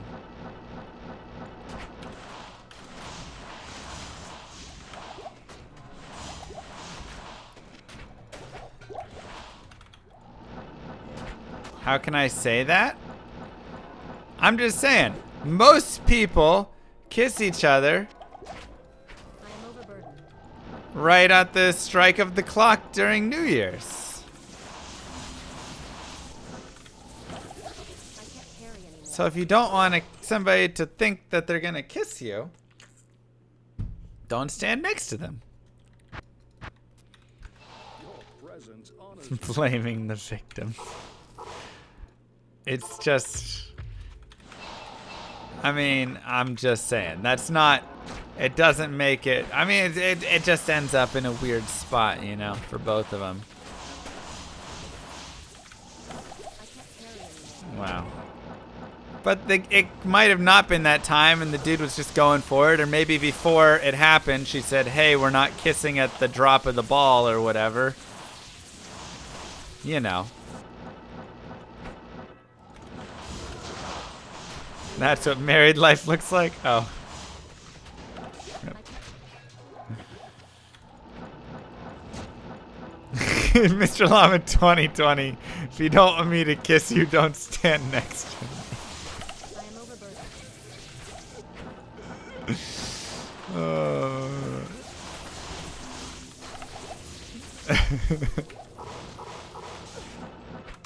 Not what I'm saying. Not what I am saying. Oh, Lord. Ugh. Well, I wish I could stick around and stream more right now, but I have to go to a New Year's dinner. So, unfortunately, we have to stop. But thank you guys for being here. We'll be back tomorrow, and we'll do a longer stream tomorrow. So we're going to do PoE. We're going to finish up our guided playthrough on that, and then maybe we'll do something else later. But we'll have probably a good 6-7 hour stream, something like that tomorrow. Yeah. Feel it out. So, mwah, kisses to you all. Thank you guys again. Congratulations to Doc once again on the wedding or marriage. Happy for you too. Have a wonderful night. Have a wonderful 2020. And yeah, I'll see you guys tomorrow. Peace out, everybody.